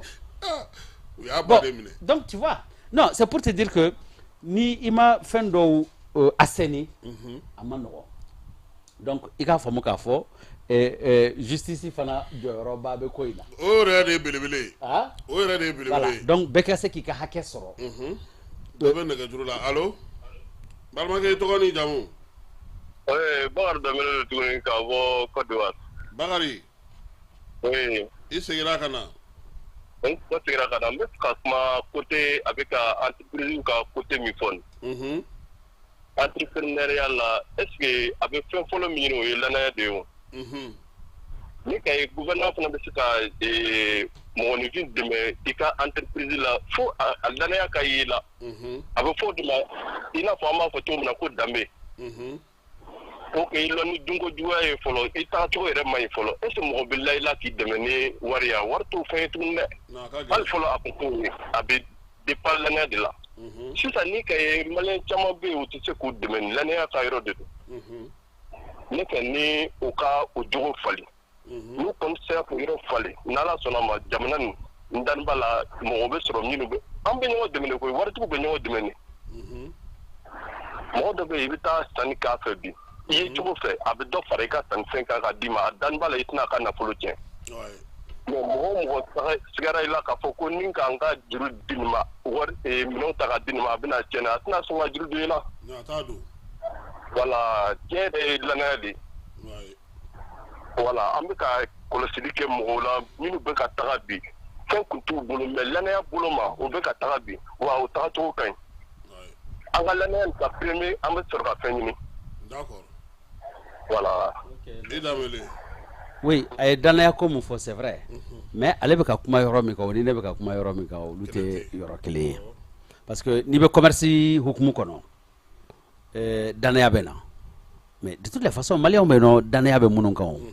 donc an kan tɛ commerce taabolo ma ou n'i taara minɛn ta gɛlɛyaw b'a la danaya bɛ ainsi de suite olu ko tɛ an kan bɛ état jɔyɔrɔ ma économie yɛrɛ bɛ structurer cogo jumɛn na parce que n'i ko k'i bɛ dɛmɛ kɛ u b'a fɔ mun ma tubabukan na ko perte ngalon don perte tɛ yen c'est faux chaque perte est une instruction n'i ye entreprise milliard dir'i ma sisan Kasim k'i ka nin baara in kɛ n'i y'i to baara la ni milliard nin tiɲɛna a tɛ jate comme n'a tiɲɛna o i ye fɛn dɔ kalan i ye fɛn dɔ faamu gɛlɛya dɔw yera a la donc i tɛna n'o ɲɔgɔnna wɛrɛ kɛ bien sûr donc i bɛ taa ɲɛ de i tɛ taa kɔ mais ni a tigi ko bon comme Kasim ye milliard nin tiɲɛ n tɛ fɛn d'a ma bilen mais o ye maillon kelen karilen ye e kan ka maillon filanan de di ka sabanan di jusqu'à ce ka se ka wuli ka jɔ baara bɛ kɛ ten de o mais ni e ko ko dɔrɔn ne ye million kelen di n balimakɛ ma a y'o million dun donc t'a dɛmɛ bilen a ye wari tiɲɛ non wari dun bɛ kalan wari ɲini bɛ kalan wari tiɲɛ fana o fana ye kalan dɔ ye mɔgɔ min ka sɔrɔ man ca ka du dépense ni fɛnw ka ca n'a fɔra ko million kelen ka d'e kelen ma donc tu n'es pas obligé k'a daminɛ ni million ye a bɛ taa daminɛ duguma i bɛ taa daminɛ ni 5000 ye n'i ye marakaw ta u b'a daminɛ ni mun ye samara sere tɛ yan donc i b'a sɔrɔ 500 ma mais bien sûr i b'a sɔrɔ 500 ma ou bien 50 ma u bɛ taa siraji boîte san u bɛ commencer k'a sere fo ka t'u kɔrɔbaya fo ka taa don donc u bɛ don a kɔrɔ de faamuya de don kalan de don donc c'est une école donc olu o y'olu ka niveau ye maintenant ni sera niveau wɛrɛ la a bɛ évoluer ka taa bon a ye danaya mun fɔ je suis entièrement d'accord parce que économie yɛrɛ ye confiance de ye ok dɔ bɛ nɛgɛjuru la an k'o tigi lamɛn allo allo balimakɛ i tɔgɔ ni jamu Mahamadu Kulibali ka bɔ Denver Colorado États-Unis Mahamadu Kulibali ka bɔ Denver yes ayiwa Kulubalikɛ an tulo b'i la voilà bon ne ka hakilila ko ye min ye sɛnɛko in na mɔgɔ caman b'a la k'an ka kotɔnko sen bɔ a la bon ni dun y'an ka jamana jateminɛ an ka exportation fanba o ye coton ni or de ye on peut dire ça hali an ka wari minnu bɛ garanti donc n'an y'an sen bɔ cotonko la o man ɲi an ma o man ɲi an ka exportation ma parce que n'i y'a mɛn au moins sa hali économie bɛ kɛ jamana la au moins exportation kɔni a dɔ kan ka k'i bolo ni ta bɛɛ kɛra importation o man nɔgɔn mais an kɔni kan ka an ka office du Niger an kan k'o développer parce que office du Niger o de tun ye grenier de l'Afrique de l'Ouest avant donc n'a fɔra ko o bilama k'an bɛ taa malo de ta kɔfɛ ka na o yɛrɛ de ye dabalibanko ye quoi o dun de bɛ yen dɛ non ka office du Niger to an bolo o man ka kɛ bon en plus de ça ne yɛrɛ bɛ ne doni dabali yɛrɛ ban o ye farafin c'est à dire tubabuw bara yan nɔ i tɛ tubabuden sɔrɔ jamais k'e bɛ se ka diɲɛ fɛn foyi proposer o ye ko ka jɛ ko ka fara e kan k'a faso kɛlɛ Ah, mais il faut des embarras, il y a un tabali banti à quoi. Malheureusement, l'autre, tu verras bien en Europe aussi. Ah, vraiment, non, mais il y a la vie qu'à quand il est fait. Non, mais quand il est fait. C'est vraiment donné, ou pour le corps donné, non. Ah, mais il y a un tabali banti. Wa Koulibaly min kalama. Nous les plaintes qui m'a fait mettre à Kasolare. Ah, comment on dit, voilà. Pour que ayi ngoni nulu tura ɲɔgɔn na n'ulu ye plainte k'i ma i bɛ si Bamakɔ kura dɛ. C'est vrai. Fo yɔrɔ bɛɛ de ka lajɛ jamana ko in na. Voilà, aw yɛrɛ bɛ farafindenw yɛrɛ bɛ olu bɛ tubabuw yɛrɛ lafasali min kɛ hali tubabuw yɛrɛ se k'u yɛrɛ lafasa ka se o degré ma. Mais c'est trop nama fanga vraiment kan yɛrɛ fɛ quoi, c'est-à-dire pour que i ka taa ɲɛ kɔni i ka se ka da i yɛrɛ la de diɲɛlatigɛ la ka k'i yɛrɛ fɛ o la i bɛ se ka taa ɲɛ sira ta quoi, mais ne bɛ mɔgɔ wɛrɛ lafasa la k'i yɛrɛ labila c'est pas la peine hein. Hali n'i y'a ye u bɛ mɔgɔ sɔrɔ k'u recruter k'u bila terrorisme fɛn na parce que o t'u yɛrɛ ka ko kalama de u t'a dɔn k'a fɔ ko n'i kɛr'i yɛrɛ fɛ k'i ɲɛsin i yɛrɛ ma ko e bɛ se ka min ɲɛ i yɛrɛ ko mɔgɔ wɛrɛ tɛna se k'o ɲɛ i ye yan. Nin bololasɔnni ye tile fila ko de ye. Vraiment an kɔni an bɛ dugawu kɛ Ala ka jamana in taa ɲɛ. An bɛ jamana in fɛ dɛ mais vraiment a ma nɔgɔn. An bɛ n b'i ka invité fo kosɛbɛ vraiment ko n b'a ka fɛnw su yɛrɛ de ko hakilina ɲumanw b'a la. D'accord. Merci beaucoup. Non, je vais répondre rapidement pour le coton, pour qu'à famille. Coton est culture de rentrée. D'accord? C'est pour que l'échange international ben noya. Mais en réalité, aujourd'hui, il y a famille, mais tu n'as pas besoin du coton. Ça nous est na sera yoro la mo te sanu lao. Na fora kanga barake anyera mais mo te sanu la parce que produit tarissable do. Sanu imana sanu soro chocho. Don la be bon. OK? Mais e be se ka coton sene chogo di. Comme ma wéré de beau prix fixé. Aba san asagola katla ka bayele makana di ema e mo bala. Mais ça n'a pas de sens. OK? Maintenant il y a échange internationaux. Au be la ben mina jumen kono. Ça, c'est la monnaie. Monnaie de tamboulot, papier de bamboulot. On n'a pas de monnaie. Le CFA, là, ce n'est pas une monnaie. C'est du papier. Maintenant, ni Wardlan, il y a Sanou qui est à garantie. Maintenant, Sanou c'est le développement. Et c'est ce qu'on appelle le développement durable. Bini Sanou Nema, Nebe Sanou Imbe Ferre Kabedon, Sene ni Bagam Geni Monina. Pour que dans 10 ans, hal ni sanouma bon mal lablé, mote machila. C'est tout. Maintenant, le reste, au cas ça n'est ferré. Maintenant, il y a importation barka beka bunya. C'est parce que l'économie de théon, l'économie de tambolo, au bara de tekake, en économie sous teka, bara do de beno munkanga ke Kassim. Au de bara tekake. Bien, on est dans les finances. OK? Même saliata. E flene sisan Kassim aka fɔ ko e balo e ka sara ye 20,000 e bi ka demaya balo no ye I balimakɛ dɔ k'a fi ɲɛna Kassim n bɛ 10,000 fara I kan kalo m'o ci ma donc e bɛ 30,000 dun kalo kɔnɔ don la o kana I mafiyalɛli daminɛ donc I yɛrɛ de exactement a bɛ baara wuli la dɛ n'est-ce pas donc abe ko nga fo yana wa ba tigɛ de aba tigɛ parce que aw bɛ ka ɲɔgɔn sama don la wa fɔ Kassim kainte n tɛ foyi di ma bilen I ma segin 20,000 ma bon supposons que e kun bɛ 10,000 dun 10,000 y'i ka location ye OK I ko bon maintenant an bɛ to o hukumu kɔnɔna na I k'i to la 20,000 kɔni o binna I k'i to la bana dɔ k'i minɛ I k'a fɔ n bɛ so min kɔnɔ 10,000 n bɛ taa 50,000 so kɔnɔ n bɛ n débrouiller n'a tɔ ye mais est-ce que o kɔrɔ k'e ye dɔ fara I ka sɔrɔ kan wa I ka sɔrɔ ma évoluer o donc n'i y'an ka économie taabolo lajɛ bi I k'an ka budget tigɛ I k'an ka fɛnw tigɛ I k'a bɛɛ fara fara ɲɔgɔn kan k'a fɔ bon n bɛ ka salaire sara économie bɛ ka taa mais économie tɛ ka avancer o tu n'es pas en train de faire de la croissance donc économie tɛ ka yɛlɛ est-ce que y'a faamuya donc à un moment donné, tu as l'impression que il y a une crise gérée, mais en réalité il m'a ta yoroshi raisonnement kun kan ka kɛ mun ye n bɛ fɛɛrɛ jumɛn kɛ pour que ka 40,000 sɔrɔ n yɛrɛ ye o de croissance ye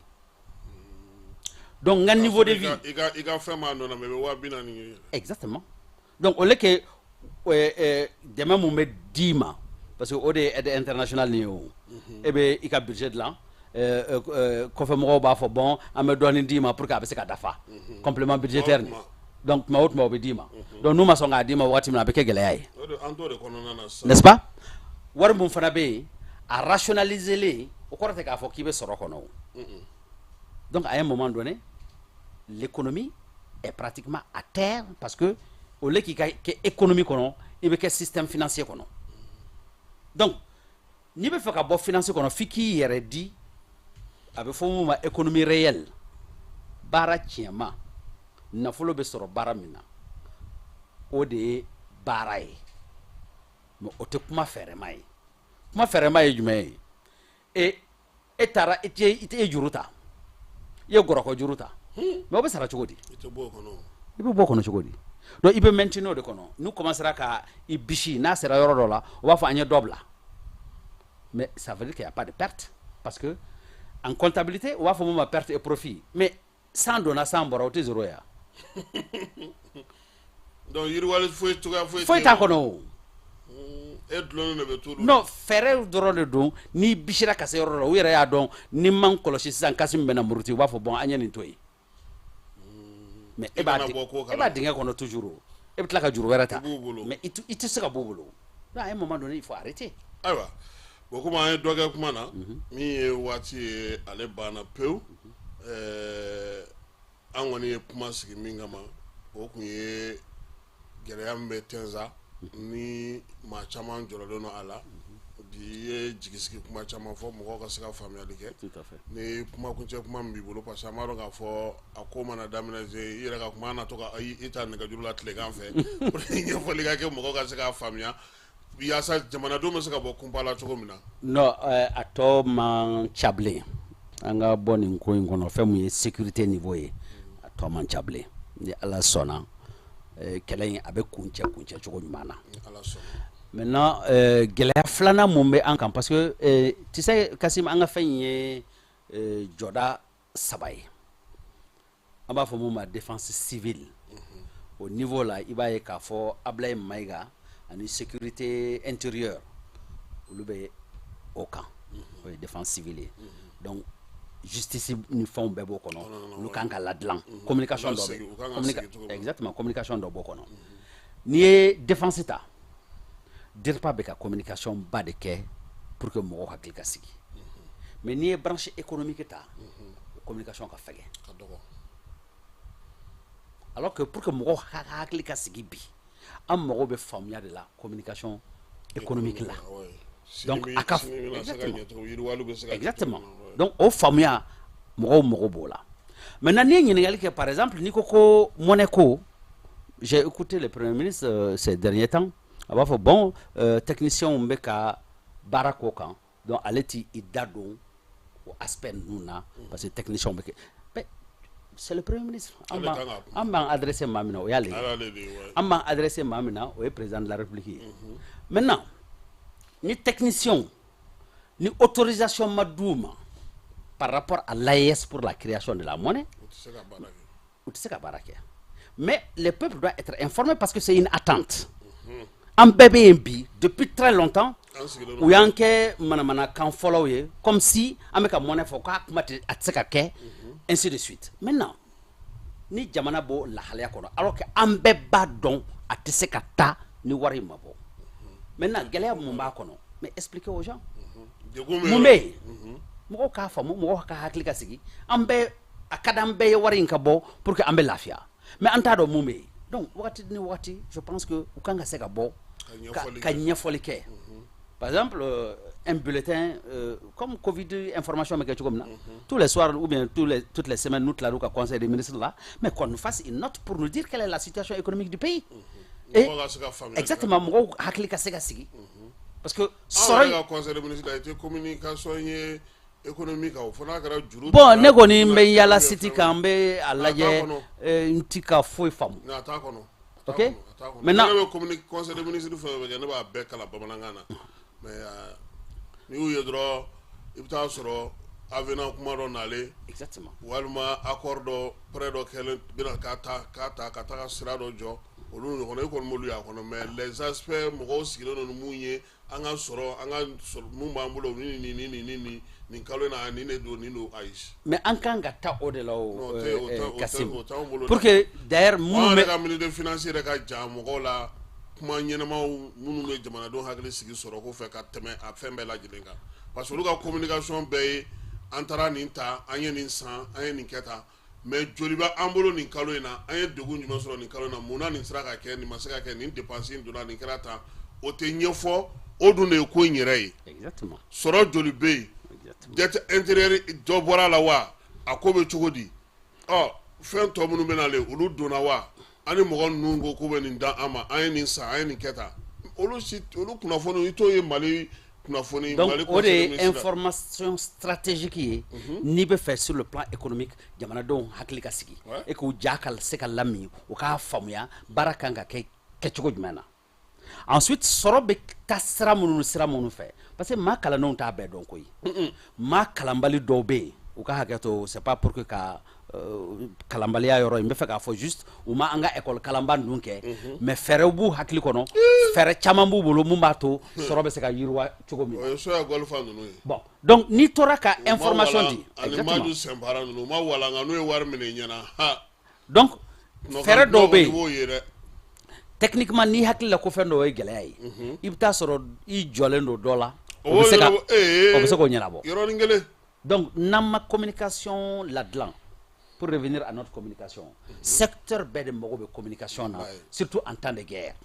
parce qu'il y a la défense économique c'est le premier pilier de la guerre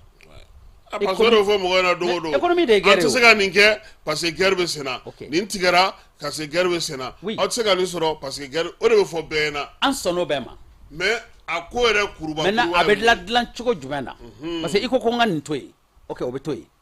mais fɛɛrɛ jumɛn b'e bolo pour que nin fana ka se ka lakɔrɔta pour que ka dɔ in lagiriya donc an b'o fana da yira ɲɔgɔn na o donc o de ye communication ye pour que ne ka se ka da yɛlɛ k'a fɔ e bɛ ka mun fɔ k'o de don donc fɛn mun b'a jukɔrɔ i b'o fana ɲɛfɔ ɲɛna donc ni i ko n ka wari di ko parce que minɛn bɛ san ok n ɲɛ b'o la minɛn sanna maintenant n ye wo min da yɛlɛ o wo bɛ gɛrɛ cogo di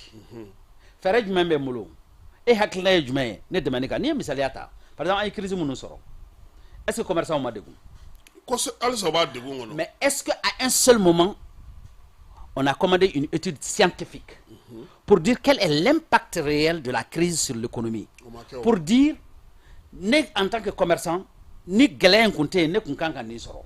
mais ni gɛlɛya in yera ne kan ala ta kurantigɛ dɔrɔn ma maintenant e mun an ka guerre yɛrɛ effort de guerre yɛrɛ bɔ a la a ta kurantigɛ dɔrɔn ma bon n'i y'o étude kɛ k'a fɔ n ye nin kɔlɔlɔ de lase n ka jamanaden ma k'a sababu kɛ nin ye c'est indépendant de ma volonté comment sara ni min ye exactement donc hakili bɛ ja ka bɔ pour que k'a lajɛ degun min bɛ nin kan a degun bɛ se ka wuli cogo di a bɛ se ka alléger cogo di fɛɛrɛ jumɛn b'a kɔnɔ e m'aw laɲina mɔgɔ ye impôt mɔgɔw gɛn mɔgɔ ko k'alu ma musalaha ni impôt mɔgɔw ye tu comprends mais parce que impôt tɛ économie ye o ah non non non l'impôt ce n'est pas de l'économie c'est une taxe même misaliya ta ni ne bɛ ne ye Jakarta san sisan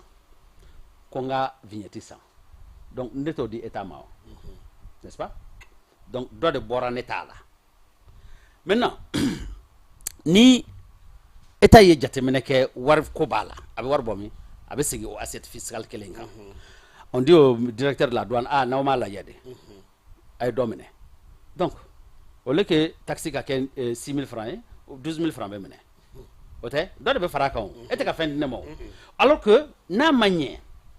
ne ka Jakarta kan e bɛ ka 6 000 francs minɛ ne na mais i kan ka fɛɛrɛ fana di yan pour que n ka sɔrɔ bɛ se ka yiriwa pour que sini e ta ka kɛ 12 000 francs ye o de ye économie ye maintenant n'i tɛ économie minɛn kɔnɔ n'i nana finance minɛn kɔnɔ e bɛ jateminɛ de kɛ du kelen bɛ nin bolo an ka 200 minɛ ale la moto kelen bɛ nin bolo an ka 100 an b'o bɛɛ fara ɲɔgɔn kan an b'a fɔ état mago bɛ nin na donc an bɛ taa d'a ma donc tu fais le budget aussi n'est pas l'économie État be ka mun fara ɲɔgɔn kan, ce n'est que le fonctionnement de l'État, ce n'est pas de l'économie. Économie mago be ka taa wari ɲini, ka wari labugun, ka investissement kɛ fan wɛrɛ fɛ. Mais i ka dépense ye mun ye o tɛ économie ye o. Parce que i bɛ wari mun ta o tɛ dɔ wɛrɛ ye dépense ko. An ka économie ye groupe électrogène de ye yan. O taji de bantɔ don. Ala ka panneau ko nɔgɔya. Amina. An ye panneau ko daminɛ o. Ala k'a dɛmɛ kɛ. An bɛ panneau ko la. Donc an bɛ fɛ ni kumakuncɛ kuma min b'i fɛ parce que e kɔni e ye bibliothèque ni livre yɛrɛ de ye. Ne nana dɔrɔn an bɛna i wele tilegan de fɛ o la an bɛ segin ka baro kɛ fo ka taa su ko pour que mɔgɔw ka se ka ko caman faamuya. I y'a ye sisan nin wagatinin dɔrɔn kɔnɔ mɔgɔw ye ko kɛcogo faamu parce que an b'a bɛɛ kɛ économie ye an b'a bɛɛ kɛ finance ye mais an t'a dɔn k'a fɔ ko danfara min b'u ni ɲɔgɔn cɛ. E bɔra ka min fɔ sisan Ala kan ka anw bɛɛ lajɛlen bila k'an hakili jagabɔ n'e ma ɲɛ ko kalo o kalo e bɛ 600 000 francs don carburant na mais en retour e tɛ ka fɛn sɔrɔ donc o kɔrɔ e bɛ ka perte de kɛ ka taa fɛ don o don n'i ma farati i tɛ sara kɛ i tɛ foyi kɛ i yɛrɛ bɛ coro et puis don o don i bɛ kɔnɔna kasi la n bɛ nin kunbɛn cogo di nin ko in kun bɔlen filɛ n bɛ nin kɛ cogo di i jigi bɛ fɛn o fɛn kan i b'a bɛɛ don a la et puis i tɛ bɔ quoi i tɛ bɔ bon nin bilasirali ninnu ka fisa ala anw yɛrɛ ma. Alors que minɛn bɛɛ b'an bolo pour que an ka bɔ nin kɔnɔ. A minɛn bɛɛ dafalen b'an bolo. O kuma an k'o to yen su in na ka tila k'an da don o la kɔfɛ ni kumakuncɛ kuma min b'i fɛ. Non kumakuncɛ kuma min bɛ n fɛ c'est juste k'a fɔ ko maliyɛnw k'u fara ɲɔgɔn kan an k'an bolo di ɲɔgɔn ma. Gɛlɛya mun bɛ yen je suis sûr que a gɛlɛya bɛ ban. Jamana si tɛ yen mun ni i ko k'i bɛ i ka yɛrɛma hɔrɔnya ta ka se niveau dɔw ma k'a sɔrɔ i ma gɛlɛya dɔw ye. Donc nin gɛlɛya in an b'a dɔn wagati ni kunkurunin ko don. Donc n'an ye ɲɔgɔn bilasira ka ɲɔgɔn faamu a ka ca Ala fɛ nin gɛlɛya in n'an b'a kɔnɔ a bɛ ban. Donc ka foli bila maliyɛn bɛɛ lajɛlen ma kɔ kan kɔfɛ n ka foli bɛ i filɛba bɛɛ ye nin wagati in kɔnɔna na an bɛ dugawu kɛ Ala ka jamana in basigi an ka forow Ala ka yafa bɛɛ lajɛlen ma kɔrɔlenw ni kuraw Ala ka yafa a bɛɛ lajɛlen ma an ka mɔgɔ minnu joginna nin kɛlɛ in na an b'a ɲini Alahu Taala fɛ Ala ka lafiya d'u ma Ala ka sababu ɲuman k'an ye hakɛto b'a kan Saliyahu Mahamadu. Salim an yɛrɛ b'i fo k'i waleɲuman dɔn min ye parti PAIS ɲɛmaa ye an b'i fo k'i waleɲuman dɔn Inshallah ɲininikɛla fana y'i ye bilasiraliw ni kunnafoni ɲɛnamaw la maaw bɛ se ka faamuyali kɛ cogo min na maliyɛn minnu ye weleli kɛ kɔ kan k'u bɛɛ lajɛlen fo ani jamana kɔnɔna na k'u bɛɛ lajɛlen fo k'u waleɲuman dɔn Falaye Keyita ale tun bɛ yan ka se k'a bila bɔlɔlɔ sanfɛ ani Keba Jalo an b'aw fo k'a fɔ ko n'Ala sɔnna ma sini sɔgɔma nɛgɛ kanɲɛ 9 kunnafoniw an b'olu daminɛ yan a k'an bɛn sini beaucoup Ala ka seli fana ɲuman ye. Allahumma amin Ala ko duwawu minɛ i ni ce i ni baraji i Traoré. Merci beaucoup.